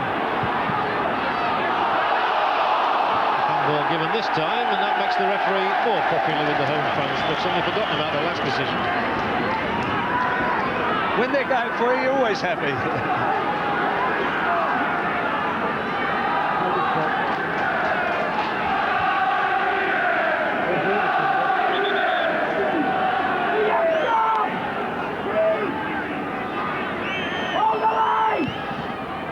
Free kick from Granson, a nice little flick through here, and the goalkeeper Summer again spreads himself with Gleghorn coming in on him. That was a dangerous little free kick then. As you can see the ball, and there's plenty of bodies in the box. It's a little touch on, I think, by Overson, and Cleghorn's nearly got on the end of that. And Overson did get on the end of the corner, but it broke away for Luton. All right, and then Preece bundled over, and again the referee's done well to play advantage. Luton were in possession. Telfer will try and get Marshall up the middle. The goalkeeper's off his line, and he read it well and got there in the nick of time. That was good play by the referee. He was going to give a free kick, which was the right decision. Saw Luton had possession and let them play on. And Cole Muggleton's done well there, sweeping behind his defenders. It's one of those where the goalkeeper can look an absolute fool if he doesn't get there in time, but he had to make the decision. Now it's Preece. Thomas coming up on his outside. And yes, he's still got time for a cross here. There's a great chance. Oh, that's a poor cross. Luton will be disappointed with that, but they've still got plenty of defenders back.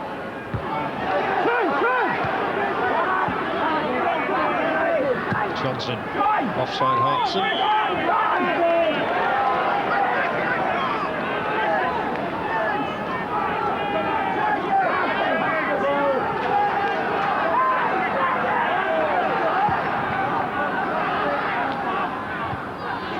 15 minutes left for Stoke City to try and win at least a point from this encounter. They're a goal behind to Luton at the moment.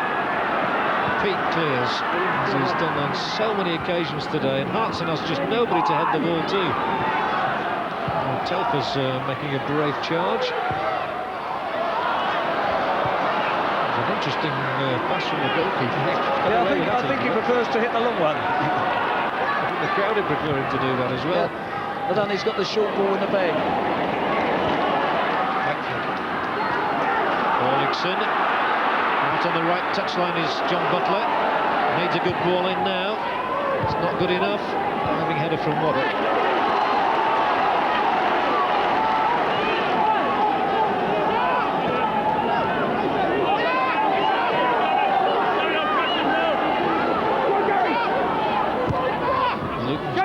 Feet away from Kenilworth Road this season has been at Tranmere Rovers. Look, as though going to get something out of this match as well. That's not preempted yet. Just a single goal between the sides and a free kick to Stoke.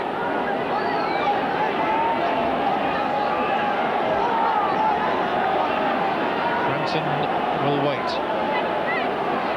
and hope to get on the end of this. Free kick is from Gleghorn. Summers out off his line and makes a very fine catch. Yeah, the keeper's done well. The ball was in the air a long time there, but he's come through the bodies and he's taken it nice and comfortably for himself. You can see us up there. He's made his mind up and he's got the ball. He's not looked like being beaten, to be fair to him. That quadruple save he made was tremendous. That's right, he did very well. He dropped that cross in the first half, which could have led to a bit of a disaster, but he had his bit of luck then.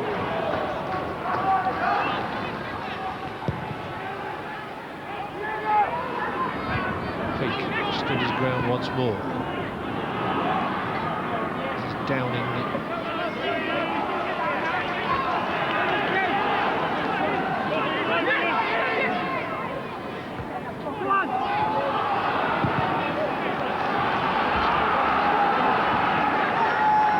David Pleat, who's been 14 years with Luton in 2 spells, we were just holding, they can hold on now. These sort of wins are very important in the final analysis for clubs like Luton, who I think he freely admits won't be up there challenging for promotion. He doesn't think they're that good.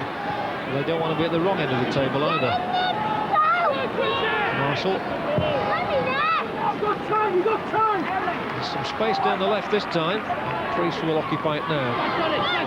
Hartson calling for it in the area, but he's holding things up. Now Mitchell Thomas, just strong enough to win the ball. I've just seen him deliver one poor cross, but can he get a better one in this time? Oh dear. How on earth has the referee given the free kick against Thomas now? I've got to admit, that seems a strange one. That was, I mean, Overson was definitely leaning in and Thomas did well to, you know, let his body fall through. Very fortunate to get out of that one, Stoke. We can get it wrong as well, but that one did surprise me.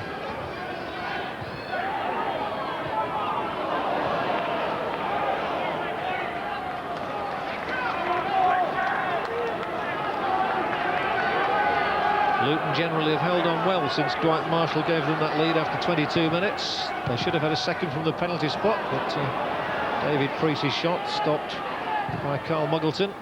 And then Telfer should have got a goal as well in this half. But otherwise, it's been backs to the wall for Luton. Well, they've defended quite well and they've kept the ball quite well. There was that sort of where Carruthers got through and Summer had to make the save. And, you know, that was the only real chances that Stoke have had since Luton went in front.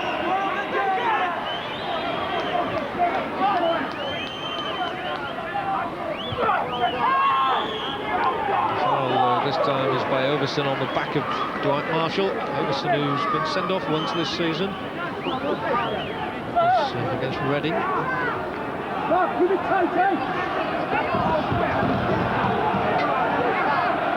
Preece.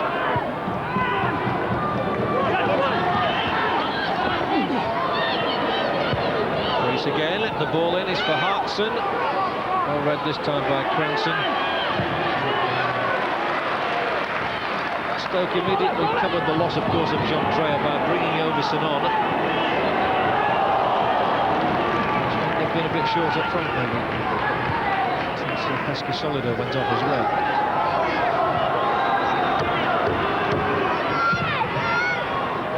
Offside. always a difficult one for a manager, that, isn't it? When you've had a player sent off, how to reorganise. That's right. Sometimes if it's one player, sometimes you don't have to do any reorganisation. But if it's a central defender and you've got nobody else who can slip into that spot, you've then got to make that decision and pull a forward off or possibly a midfield player. Marshall turns his man superbly well. This is a great play from Dwight Marshall, and he'll really run at them now all on his own. He had to do that all by himself, and he did it very well. And then the goalkeeper's knocked it out, and Ceri Hughes could have attempted a 50-yard chip. I think you realise, but although Marshall could have been offside then. He did well though, Marshall, in that situation. Waddock.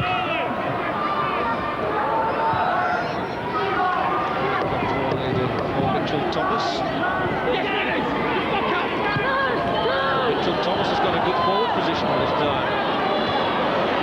He keeps backing away for it and eventually came out with the ball only to lose it a second time.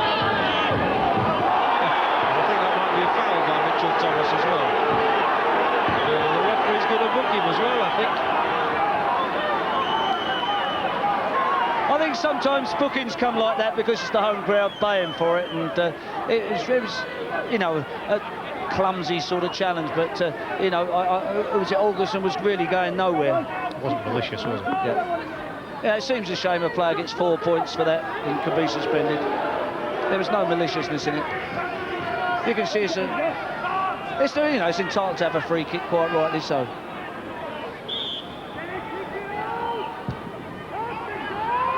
To the edge of the area where Overson climbs well for it, and Trevor Peake puts the ball into the crowd. Still, Stoke haven't found a way through Luton's defence, so Vince Overson's going to stay up there now from this throw-in from Orlickson.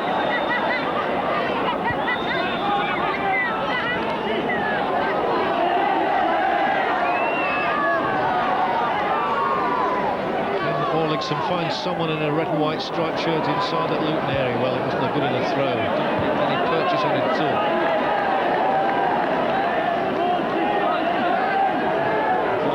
To Iceland straight after this game.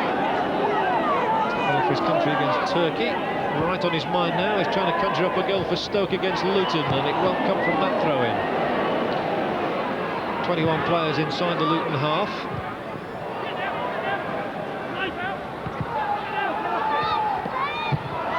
Foul by Telfer. Stoke need to do something a bit sharpish now. Not found a way through so far this afternoon. And again, everybody's going to be up around that Luton penalty area. Oh, it's a tremendous clearing header from Mitchell Thomas. Gleghorn knocks it back in. Orlickson, Beckford, Carruthers. And, here's a chance for the equaliser. It was surely going for Carruthers. Level at last, Stoke City. Well, Sommer had stopped just about everything, but the final barrage there was unstoppable. And last Sunday's hero, Martin Carruthers, is a Sunday hero again. They never really cleared the free kick, Luton, and there's a ball in, there's a goalmouth scramble, and the Stoke players reacted. And there, Carruthers is able to just slip that in. Well, here it is again. You see how the fullback Sanford's getting in there as well. There's Beckford, there's Sanford. Sommer stopped just about everything, but not even he can stop those. That's right. It just seemed that Stoke players were a bit more determined in that situation.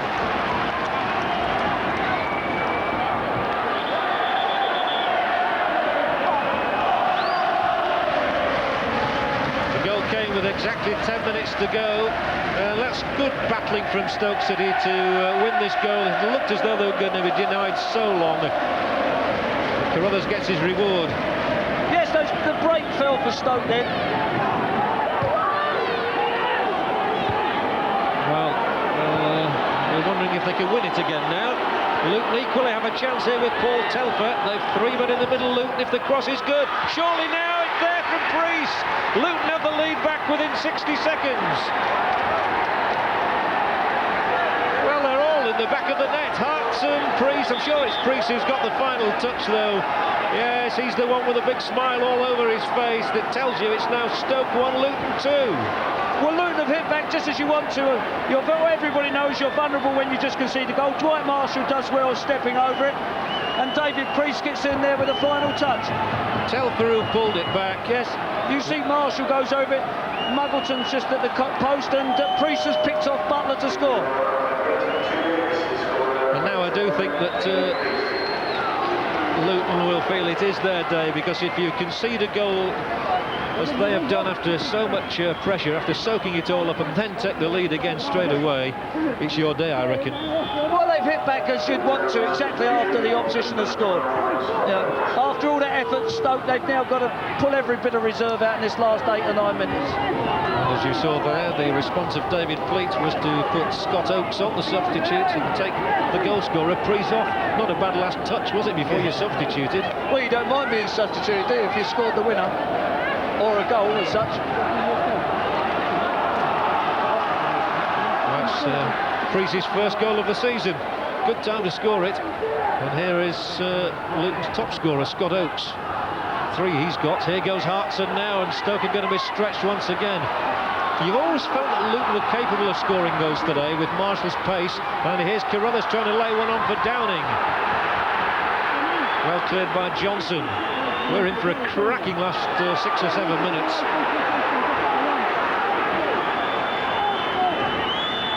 Luton will be relieved that they got that second goal, because otherwise they could be ruining the penalty miss and the chance Telfer had, which could have killed the game off completely. Stoke will obviously be disappointed, having put a lot in to get back to level, to concede a goal straight from more or less the kick-off.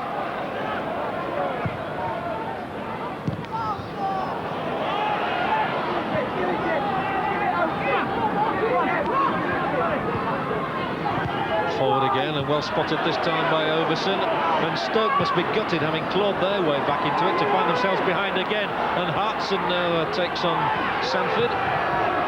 Sanford, who played his part in Stoke's equaliser.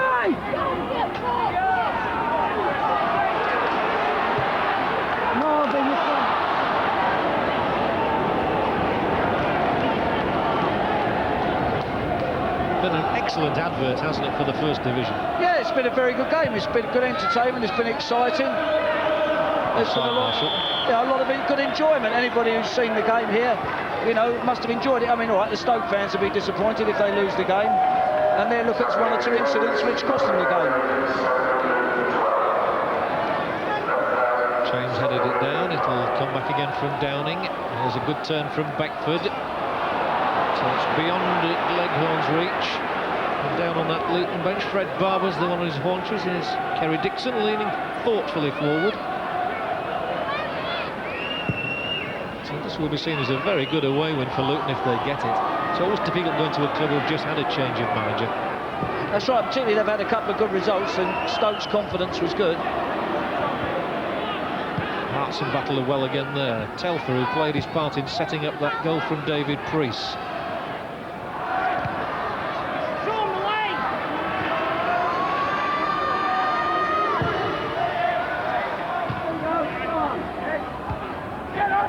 To Beckford. Oh, it's stepping off on. The referee, fortunately, the ball came back to a Stoke man, otherwise the fans would have been howling again.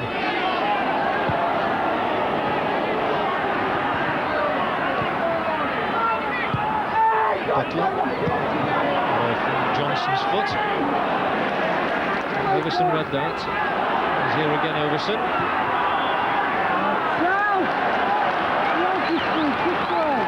Well, this is an opportunity for Stoke to put their big defenders up in the box. They got a goal from a similar free kick like this, which Luton didn't sort of recover from.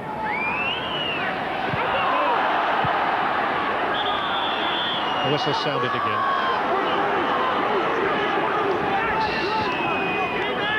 Still Stoke City 1, Luton Town 2.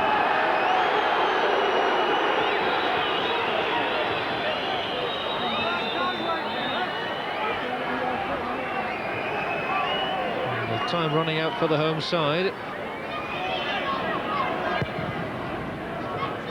We've always been chasing the game after Dwight Marshall, who's on the ball here now, gave Luton the first half lead. especially when they were reduced to 10 men. The man of the match named today by Central Television's Jimmy Greaves is Trevor Peake, the Luton centre-back, and I certainly wouldn't argue with that. No, I think Jimmy's right. I thought he'd go for a forward. He probably thinks Trevor Peake is a forward. No, he's marshalled his team well. He's done an excellent skipper's job, and there's one or two other Luton players who have done well. Preece has done well, Hartson and Marshall up front, and you know, they've had a good team performance today. Trevor Peake, the Ainsley man of the match. And Luton still leading by 2-1, and we're really in the closing phases at the Victoria Ground of an enthralling match. Plenty of good action. As Dave Bassett said a moment or two ago, the Stoke fans won't enjoy the result, but I'm sure they'll have enjoyed the 90 minutes. Very competitive action. And now the one-on-one situation again with Hartson. He'll chase even lost causes now, and Oakes is calling for the ball in the middle. Hartson goes down edge of the area. It was a fair enough tackle on him. That was a good opportunity for him to kick the ball and transferred it, and Stoke could have been all over the place with the Oakes being completely free. There he is now, still free. He'll be keen to show what he's made of, having been relegated to the subs bench today, Scott Oakes.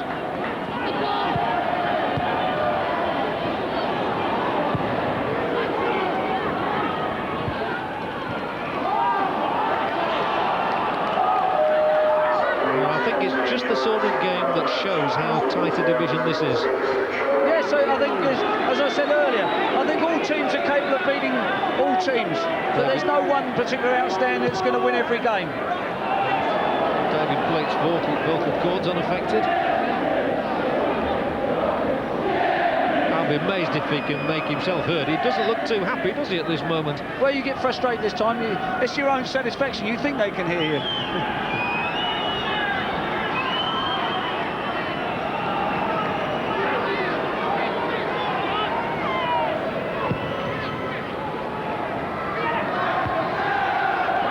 Bit unfortunate with injuries, Luton recently. They signed Tony Adcock during the summer from Peterborough. He's not kicked a ball for them yet.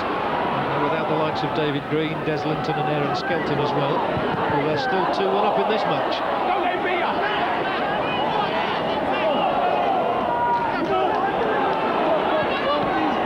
Carruthers, bravely there. Mitchell Thomas got his head in.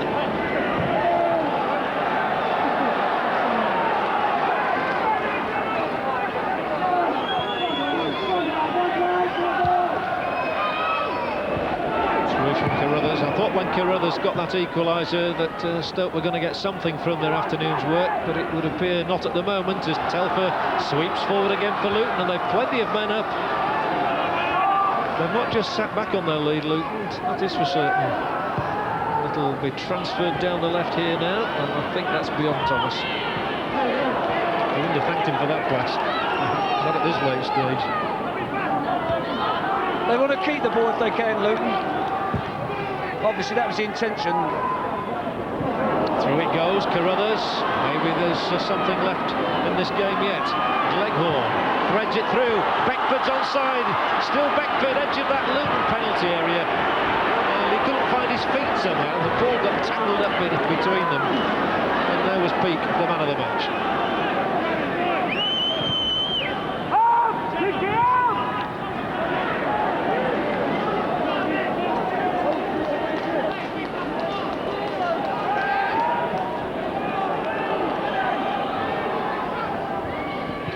Through. I think most people in this ground are looking to the referee. The Stoke fans worried he's going to blow the final whistle. The Luton fans hopefully he's going to blow it. But a throw-in for Stoke City. Another chance for them to get a second equaliser. In it goes to the box, all the way through into the hands of Jürgen Sommer. And there's some sweet relief for Luton. Yes, they'll be pleased to see the goalkeeper's hands. There was a flick on here from there. I think it's Overson who gets the touch on. No, it's Carruthers, and the keeper collects it comfortably. Peake pumping that ball up there again, and these two men, Hartson and Marshall, have got their socks off this afternoon. Peake under it again. He's done really well. And that's the final whistle here. It's victory for Luton Town and 3 very precious points for David Pleake's side. They were given the lead in the first half by Dwight Marshall, and despite Carruthers there getting an equaliser for Stoke 10 minutes from the end, which was a scramble goal, it's Luton who win the points thanks to David Preece's winner. Final score at the Victoria Ground: Stoke City 1, Luton Town 2. Good, plenty of talking points there. We'll get Alan's views in a moment. Then our attention turns to the rest of the Ensley League. News of all the teams in the region still to come. And there's a lot more as we launch our search for East Anglia's #1 fan. And we dip into the archives to enjoy once more some memorable moments. Deep for Paul Mariner. Paul Mariner gets there. Brazil is onto that one. Mariner. It's in.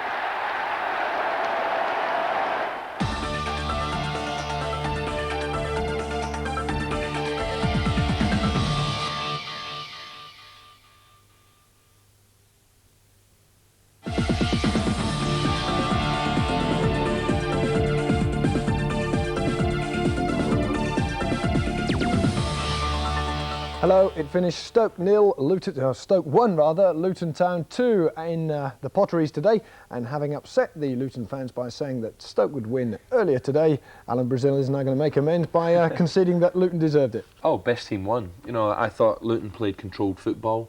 I think David Pleake might be a little bit disappointed that his side didn't go on and win the game more convincingly against the 10 men, but he'll be delighted with the 3 points. Lou Macari's side battled well, but for me they lacked ideas, nothing up front, couldn't really piece 3 or 4 passes together, and for me it was a bit disappointing. Right, let's see the story of the game then. Dwight Marshall. I think what a good buy, 150 grand from Plymouth.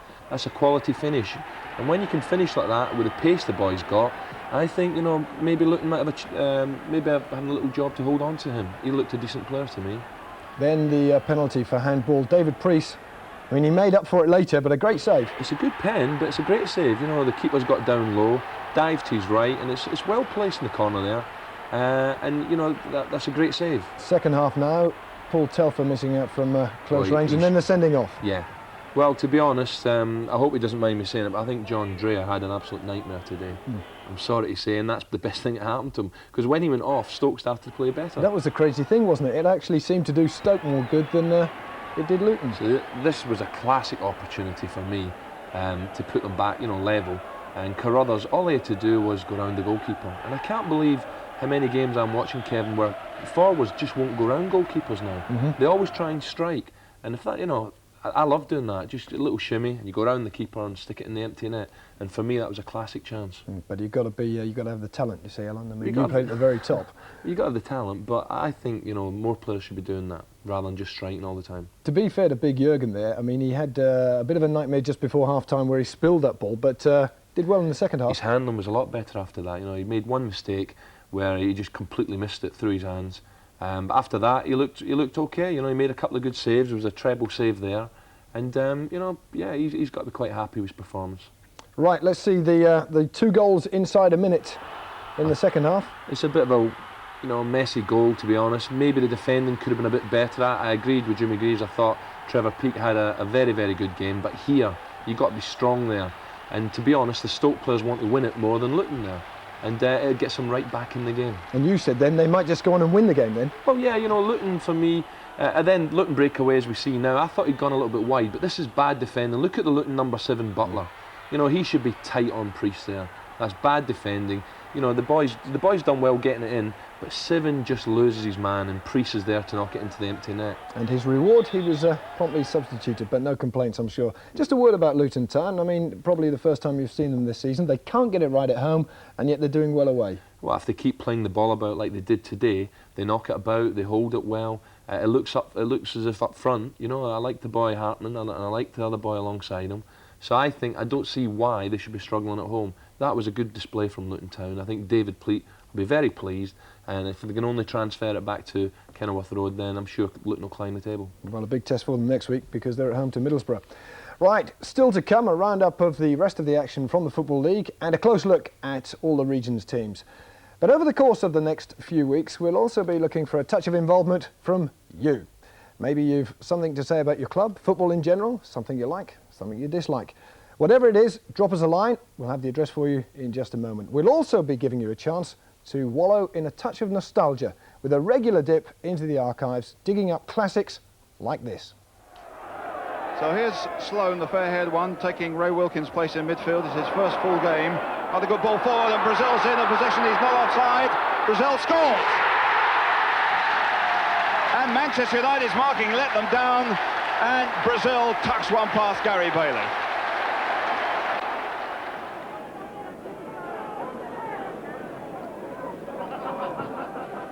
Deep for Paul Mariner. Paul Mariner gets there. Brazil is onto that one. Mariner. It's in.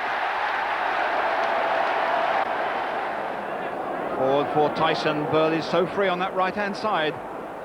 Jordan comes over the cover now, and here's Gates in here. And the referee's in the way of Buchan. And Bailey in trouble here as Mariner puts it in. Tyson, the space there is still huge and inviting. Mariner. And here comes Brazil. Gary Bailey totally exposed again, not his fault.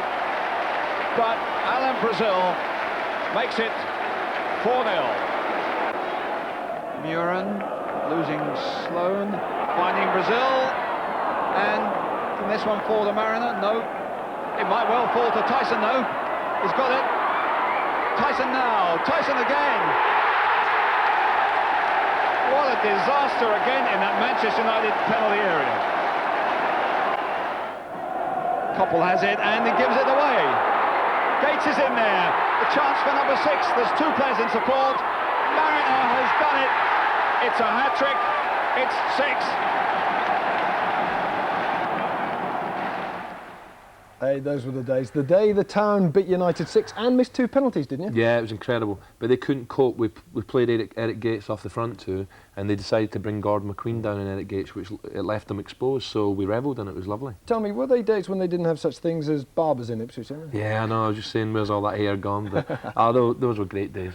Brilliant. Well, there's more of that where that came from. And if you have a particular clip you'd like us to dig out, we'll do our best to oblige. Our archives go back the best part of 30 years or more, so there should be plenty to choose from. All we want you to do is hit the post. The address to write to, Kick-Off, Anglia Television, Anglia House, Norwich, NR13JG. That's Kick-Off, Anglia Television, Anglia House, Norwich, NR13JG. Right, look forward to hearing from you. Coming up next, a roundup of the weekend's action from the Football League. We will be seeing how Cambridge United came unstuck at the Abbey Stadium, how Peterborough United got a good point away from home, Northampton Town did likewise in Division 3 thanks largely to some good defending. Colchester United's tremendous run came to an end at Layer Road. Southend United went close to making it 4 straight wins at Barnsley. There's also the very best of the action from the First Division, with the top 2 teams both beaten yesterday. And the search for East Anglia's superfan. Do you know anyone more dedicated than this man? We'll be hearing from him after the break.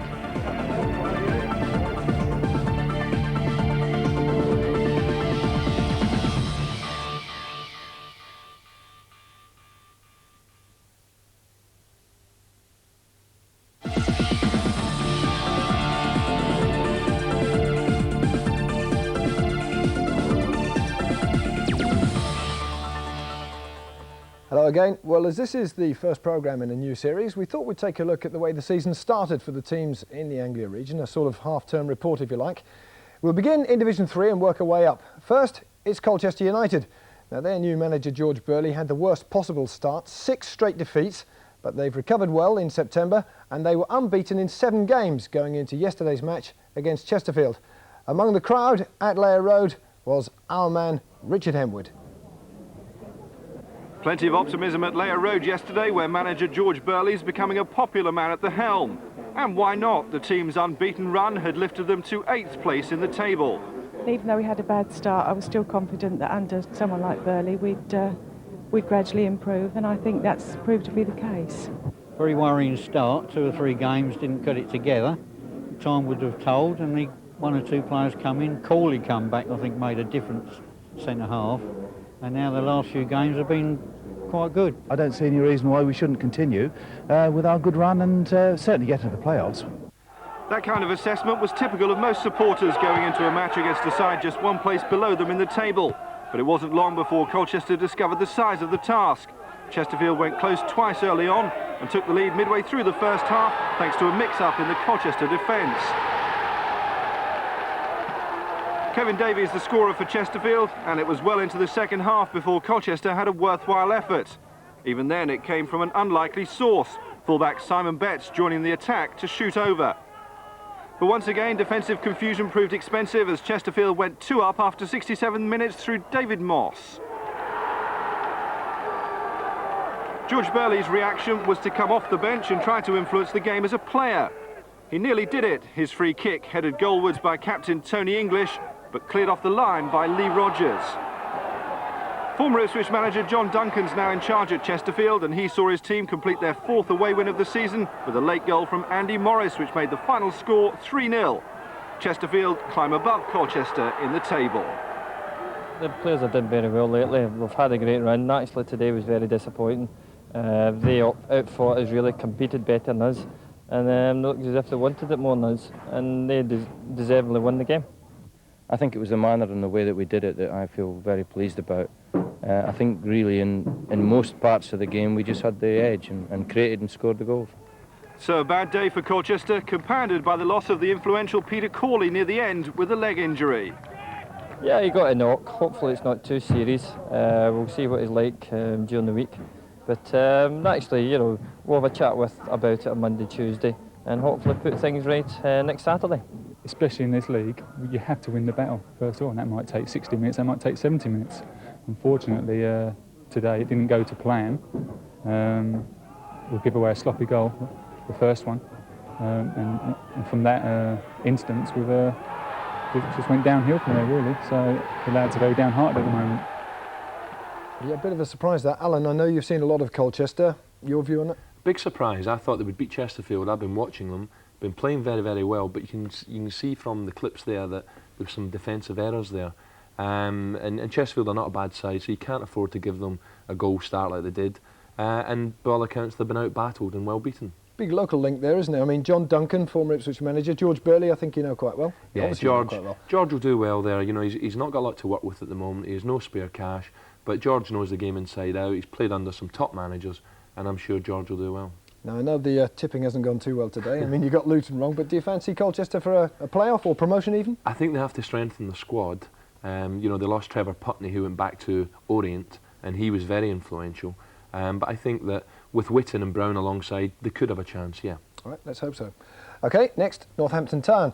Now, the Cobblers have spent most of the past 2 or 3 years fighting for their very survival. It really was touch and go for a while. The club in the hands of administrators until recently. Some people say by rights they shouldn't still be in the Football League. The Cobblers are near the foot of the table again, but brighter times could well be ahead. They move to a brand spanking new ground next week, and they went to Exeter yesterday unbeaten in 4 games.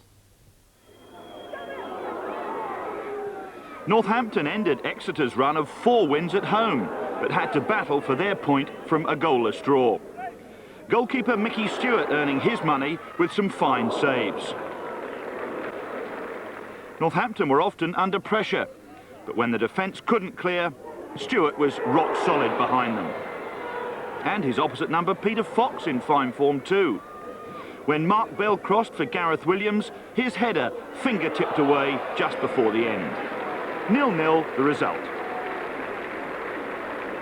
Fairly short and sweet there. Alan, John Barnwell has had an incredible task there the past 2 or 3 years. As I said earlier, just keeping the club afloat. I mean, it's not the best job in the world, is it? No, it's not. But it looks as if Northampton are on a roll, and as you mentioned earlier, they've got the move to the new stadium. So if they can keep that going, it's amazing what the confidence does. You know, you have 3 or 4 good games, and suddenly players are playing 20% better. So touch wood, it was a good point yesterday.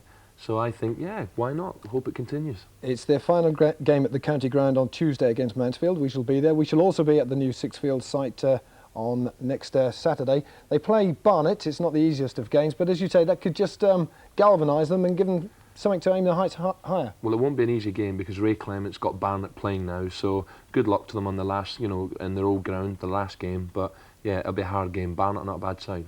Right. OK, in Division 2 now, Peterborough United were relegated last season. Chris Turner stepped out of management again to concentrate on his duties upstairs. And John Still came out of non-league football to take over as manager at London Road. Posh yesterday at York.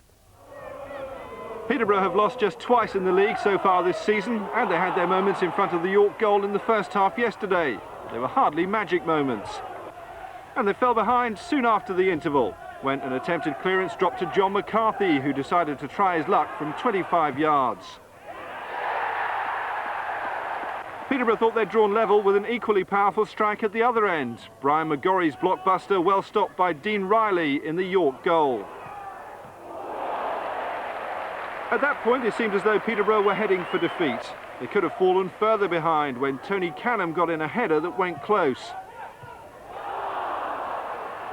But Posh kept battling on, and they got the reward in the final minute. Mark Prudhow's long kick, and then Ken Charlery worked hard to weave his way through and set up substitute Lee Williams' first goal for the club.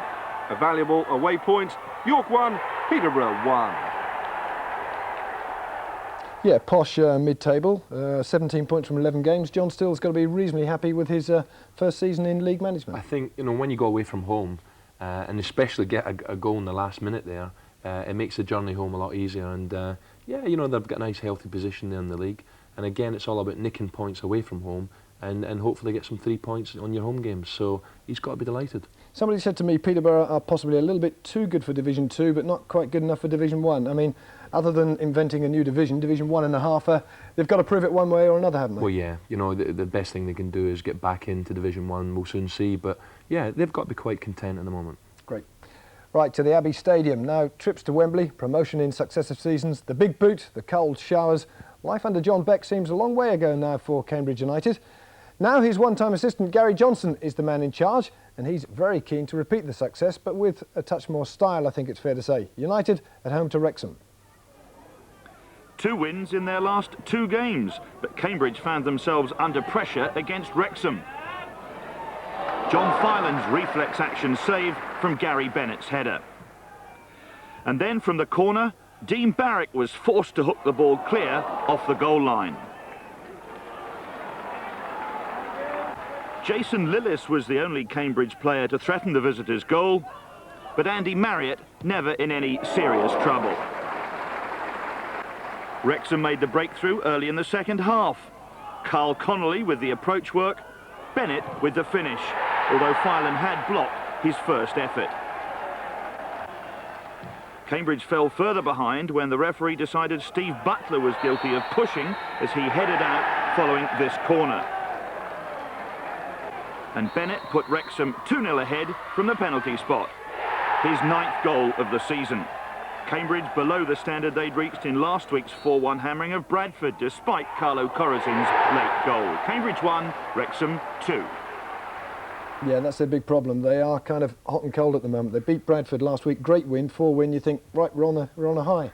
Yeah, Gary, he must have been delighted last week, and then suddenly you get back home in front of all your fans and get stuffed. So it's a hard job for Gary. I know Gary well, and he does like to play football, but he hasn't got, again, there's not a lot of money about to strengthen his squad. He's just got to make do what he's got, and it will be very difficult for him. Tell me, were you a big fan, or did you respect what John Beck did during his time at Cambridge? Well, it's not nice to slag managers, but I do like to see my football played on the ground, nice, neat passing, and I don't agree with this long ball stuff. And John Beck, I think he's already getting stick at the new club he's gone to. So I'm for Gary Johnson more than John Beck, definitely. And he likes to play football, and with the 3 points, there is always the chance that the playoffs, even the last few weeks of the season, you've got something to aim for. Well, if you can put a run over a couple of months, sort of 5 wins and a couple of draws, bingo. The 3 points makes a big difference. But it will be hard for Gary. Gary's got a hard job now. That takes us to Division 1. We've already seen Luton today. Good win for them, 2-1 at Stoke. Southend are the region's other representatives. Now, they struggled at the beginning of the season, but their manager, Peter Taylor, has brought in 2 or 3 new faces, and they have helped to turn things round. Southend at Barnsley yesterday.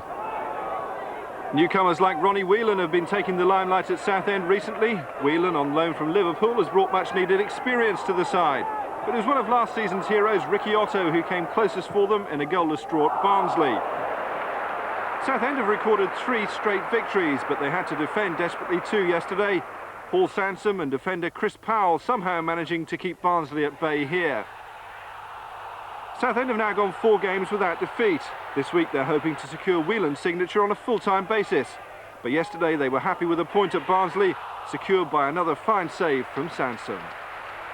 Certainly. A couple of players I'd like to pick up on there, Alan. Ricky Otto. Peter Taylor says he is the best player in the First Division. Well, I watched him a couple of weeks ago against Bristol City, and he didn't have one of his better games, but you can tell he's got explosive pace and he's very well balanced and he's got 2 good feet. He could do it at a higher level, there's no doubt about it. You know, he just goes past defenders. So I reckon there'll be some big clubs watching him, yeah. And the other one is Ronnie Whelan. I think he scored in that Bristol City game. He did, yeah. It was a classic encounter. You know, there was a free kick just on the edge of the box, and my old mate Russell Osmond told me, he said, as soon as he seen Whelan go up to the ball, he knew it was danger, and he put it right in the top corner. Great goal. It would be great if he does indeed sign for Southend. We should know tomorrow. I think he will. Good. You heard it here first. Right, now, because of the way the television deals are carved up, we cannot bring you action from the Premiership, sad to say, but that doesn't mean we will not be keeping a close eye on what's happening at Norwich and Ipswich Town. Far from it. So let's just take a look first at your old club, Alan. Ipswich, Coventry tomorrow night at Highfield Road. A word on that. I think it's a difficult game. It's horrible to talk about relegation stuff so early in the season, but I honestly believe it's a 6-pointer. Coventry, for me, will be down there towards the end, and Ipswich have to start winning now. You know, they're having a bad run at the moment after a promising start to the season, and I feel that Ipswich must get some points on the board now. You know, there's no point looking with 6 games to go saying we've got to do something. The points they've got to start coming now, and I feel it's the games like Coventry's and Leicester's, you do have to beat them. So it's a big match tomorrow. In a funny sort of way, it's more important they beat Coventry, Leicester, Everton than it is Manchester United, isn't it? Because they are the closest rival. Definitely. I think the result last week, the 1-1 draw, Coventry and Leicester, was a big, big bonus for Ipswich. But we have to go to Highfield Road now. And it's very, very important that they certainly don't lose. OK, fingers crossed. That leaves us with Norwich City. Now, they've made a much better start than most people might have expected. Certainly far better at home this season, unbeaten so far at Carrow Road. And what's more, they've now seen off Blackburn Rovers and Leeds United in successive weeks. Norwich are 8th in the table and quite happy with the way things are going. Yeah, I mean, if we look at the Premier League table now, I mean, a lot of people at the start of the season doubted whether we'd be good enough to stay in the Premier League. After the sale of Chris Sutton, you know, there's 4 players come into the club who have all done exceptionally well. Mike Sharon has come into the club again today after 2 weeks out with an injury and played his heart out. Matt Robin's not been in the side all season and comes in and scores a goal. We've got tremendous spirit going here, and there's a good squad. They're all fighting for places, and that's what the manager wants. You know, that's the reason he's brought in, you know, extra players. You know, we're all got to keep on our toes, and if we can keep that spirit going, I'm sure we'll be in the right half of the division come the end of the season. Brian Gunn made a fantastic penalty save yesterday, similar to Carl Muggleton's today for Leicester, the other side. I mean, they are really going quite well, aren't they? Very much so, and I must admit that I'm one of the guys Brian's talking about. I thought come the end of the season Norwich might be struggling down there with Ipswich, but John Dean's got it right at the moment. Some great results, the Blackburn, Leeds.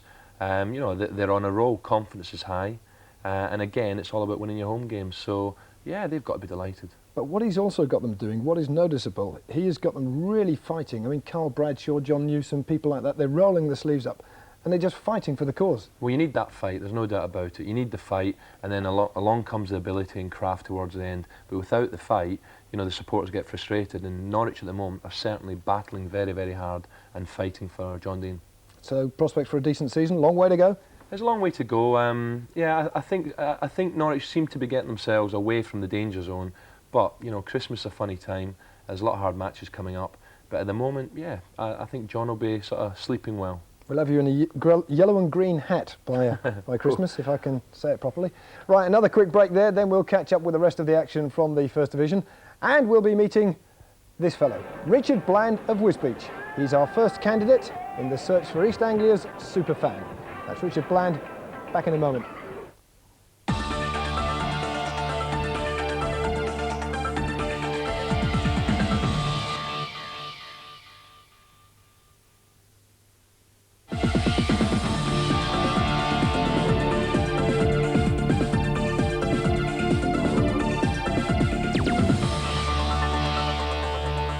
hello again. Bit of a marathon this, isn't it? All the goals from the First Division coming up shortly, but first we're looking for some help from you. Today we launch our search for East Anglia's #1 football fan, the man, the woman, child who goes to the greatest lengths to follow his team. The person who'll do most to show his or her allegiance. It's a search that will go on for the rest of the season, and we start that search by introducing you to a man whose dedication to his team would appear to know no bounds. His name is Richard Bland. He comes from Wisbech and he's a Norwich City supporter. He hasn't missed a Norwich match, home or away, for 14 years, and naturally enough, he was there at Carrow Road yesterday, taking his seat to see his boys take on Leeds United at Carrow Road.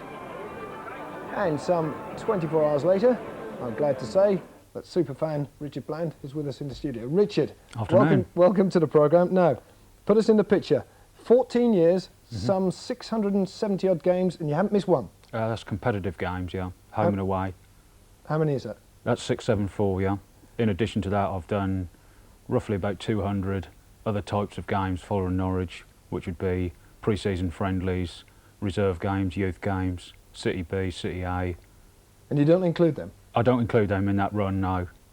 And you talk about the pre-season games. I know you've been all over the place with Sweden, various other places. Yeah, I went to Sweden 2 years ago. I had the dubious honour of being the only Norwich City supporter who actually travelled to all 4 games.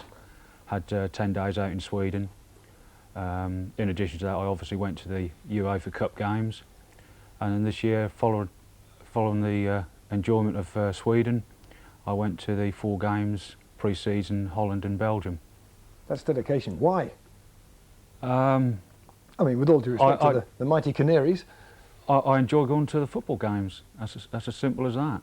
And once you've got the bug, you've got to keep going.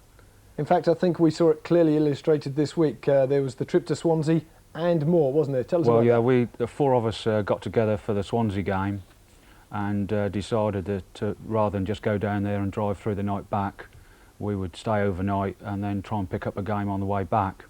Unfortunately, the reserves were at home against Bristol City, where we'd rather had them away. So we looked down the fixture list and found that the A team were at Billericay. So we drove along the M4, come up to around the 25 and up to Billericay and saw the A team lose 6-3 and then come home. Was it worth it? It was, yeah. In fact, out of the 2 games, I thought the A team on the Wednesday night tried a lot harder than the first team. Well, I trust you've told John D in that. Well, I hope he's listening and take that on board. He'll be watching. What do you make of that, Alan? That's not too bad, is it? It's an incredible record, really, and I've got a few friends over in Ipswich, and you know, I don't think they get that quite so many games, but it really is dedication. It's incredible, and it's obviously time-consuming, and it costs a few quid as well to do that. Absolutely. I mean, how do you afford it? Just save up and go. No, it's not too personal. Just save up and go. You always find a way of going to a game if you really want to. But we saw it with the Ipswich fans at Bolton in midweek, didn't we? And as you say, Norwich at Swansea. That's an incredible trip. I mean, you've got better things to do with yourself, or? No, there's not just me who goes to the Norwich games. There's a lot of dedicated Norwich supporters who've done 500 plus games, and you know, they just love going to football and to see Norwich. Any particular? Sorry, I think Ipswich and Norwich, to be fair to the sizes of the towns and the city, I think Ipswich and Norwich have got a great support. And away from home, you know, you do have a lot of guys get up early and drive and hitchhike and whatever. And whenever I've been away, Ipswich have always taken a few, and I know Norwich get a few as well. So I think it's great. But this is the start. Do you reckon there's somebody else out there, or even several people out there, who go to even greater lengths, even more dedicated? I would think probably so, yeah. I'm sure there probably would be. There's always somebody done something more than you, and I wouldn't pretend to be that I'm the top person at all. But I think I would qualify to be one of the top few. You should qualify for a free ticket at least. Yeah, probably.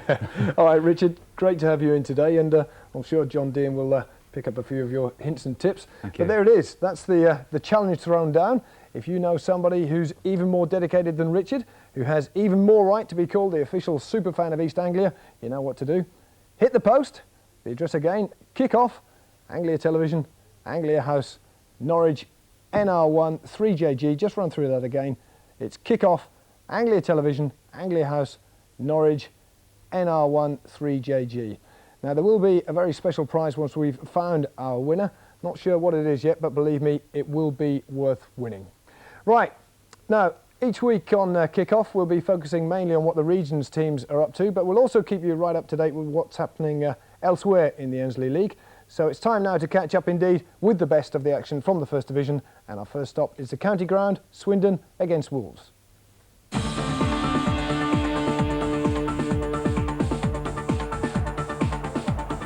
Wolves stay top of the table despite continuing their unwelcome record of defeats at Swindon, even though David Kelly put them ahead after 13 minutes. There was a hotly contested equaliser a couple of minutes later. Keeper Mike Stowell beaten to the ball by Paul Bodin. Wolves' Paul Blades hooked it out of the goalmouth, but a linesman ruled the ball had crossed the line, and the referee agreed with him. Norwegian Jan Fjortoft, who'd set up the first Swindon goal, provided the cross for Keith Scott to turn and put them ahead. Duly celebrated in artistic fashion. But before half-time, Wolves, who've lost in their last 5 league and 2 cup visits to the county ground, were level again. Steve Bull's head down, and Kelly's second goal of the game. Wolves' defence were caught out for the Swindon winner on the hour. 4 of them tried to get the ball away from the penalty area, but without success. And from 25 yards out, Joey Beecham's low left footer made it Swindon 3, Wolves 2.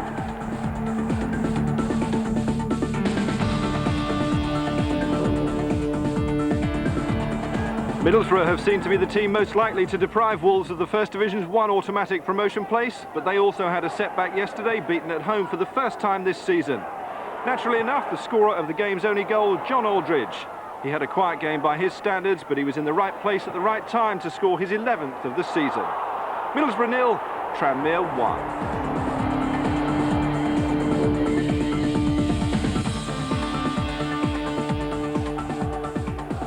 Reading maintained their charge towards the top of the First Division in a game which produced 3 goals of high quality. For openers, a stunning 20-yard first-time volley by Simon Osborne after 5 minutes. A corner 10 minutes into the second half brought Charlton's equaliser. Mark Robson powering in to meet the cross. Reading goalkeeper Shaka Hislop had produced heroics earlier, but couldn't reach Robson's rocket header. Reading were on the way to their first victory over Charlton at the Valley in 68 years when Michael Joltz scored the winner. Phil Chappell's slip going for a clearance let him through. Charlton 1, Reading 2.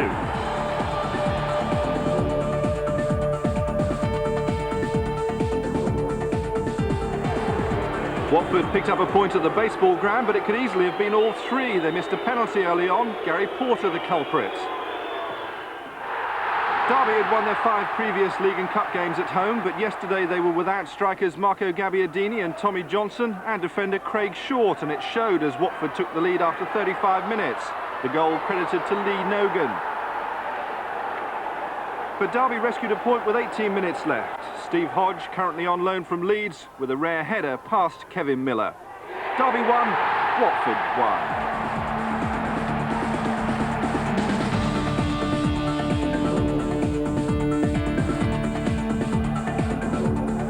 Bolton lost an early lead in this Lancashire derby, then snatched a draw after being reduced to 9 men.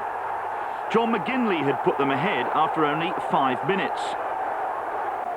It was an hour before Burnley equalised, soon after this tackle by Jason Lydiot on Adrian Randall led to the Bolton defender being sent off. Burnley skipper Steve Davis had a short free kick deflected into the net. 6 minutes later, the ball ran loose from a corner. Randall's rasping left footer made it 2-1 to Burnley. Bolton already had 2 substitutes on when they lost Nicky Spooner with a leg injury, so they were down to 9 men when Simon Coleman, on his debut, grabbed the equaliser following a corner. Burnley 2, Bolton 2.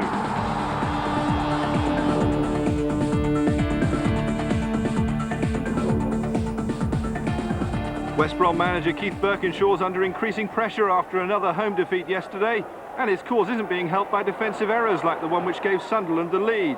Keeper Stuart Naylor fumbling to allow Martin Smith to score. Sunderland have been beaten just once away from home this season, but rarely have they been given quite such an easy day. Naylor caught off his line 8 minutes later, a fact not lost on former Luton striker Phil Gray, whose lob found the target. Birkinshaw's been told results must improve or else, but he was no doubt tearing his hair out again in the 56th minute, as Neil Parsley's misdirected pass was intercepted by Don Goodman. He set up Gray for his 7th goal of the season. Albion did pull a goal back with 15 minutes left through Lee Ashcroft, but after 3 successive defeats, it did little to lift the mood of despondency around the Hawthorns. Final score, West Brom 1, Sunderland 3. And of course, Luton Town won 2-1 today at Stoke City. Alan, there would appear to be life outside the Premiership? Well, I've just seen some great goals, you know, crackers there. A couple of shocks, you know, Middlesbrough losing. But Swindon, you know, they could be a nice little bet to come back up. I think John Gorman's got, they're really playing for him, and they're not far off the top now. So, you know, they'd always play good football. They did in the Premiership, but just found it a bit too hot. But it could be an early return for Swindon. And another one for Aldo, for Tranmere there, beating Middlesbrough. I mean, Norwich will keep an eye on Tranmere because of the Coca-Cola Cup draw. Yeah, now. Definitely. You know, he scores goals at any level, John Aldridge, and he was just, you know, he hardly moved. He was just in the right place at the right time, and obviously it's a hard game for Norwich. Richard, do you fancy that trip to Prenton Park? You'll be there, of course. I'll be there, of course, yeah. I think it'll be a tough draw, or it is a tough draw, and I think we'll be lucky to get away with a draw on the night. Draw would do nicely. Actually, yeah. I forgot to ask you what your favourite game as a superfan was. Well, go on, have a go. I would think one that sticks in most people's minds is back in 1982 when we played Ipswich at Portman Road. And, here we go. It was 2-2. Martin O'Neill stepped up to take a free kick and blasted it into the top of the net. Shortly after that, Alan had a chance to equalise one-on-one with Chris Woods, and he didn't. You could have done without that, couldn't you? It had to come. You know, I was going along nicely, but you know, here we go. You know, the knife's in. Nah, no problem. They're great games, derbies, obviously, and I had some disappointing times and also some nice times against Norwich. Gents, it's been fun again today. Thanks very much for your time. Alan will be back with me, of course, same time next week. And that superfan statistic even, 14 years, 674 games. If you can beat that, let us know. And that is just about it. You've been telling us you want more football on Sunday afternoons. Hopefully we've gone at least some way towards satisfying that demand today. It'll be much the same next week when Southend take on Derby County in the live match at Roots Hall. Then after that, live or highlights will be here just about every Sunday from now till the end of the season. But we finish with this thought. It is a wonderful game, football. We all get carried away at times, but some people get carried away more than others. Throw into Birmingham. Quickly taken to McGavin. McGavin to Frame! Frame! Frame's doing the ball. They can't go in anywhere. McGavin! It's 1-0! Birmingham take the lead after 12 minutes. The crowd have gone absolutely wild. At least he got his words straight, but he must have been distraught when Chris Sutton equalised. Birmingham against Blackburn in midweek there. Brian Moore, eat your heart out. We'll see you again, same time next week. For now, though, thanks for watching.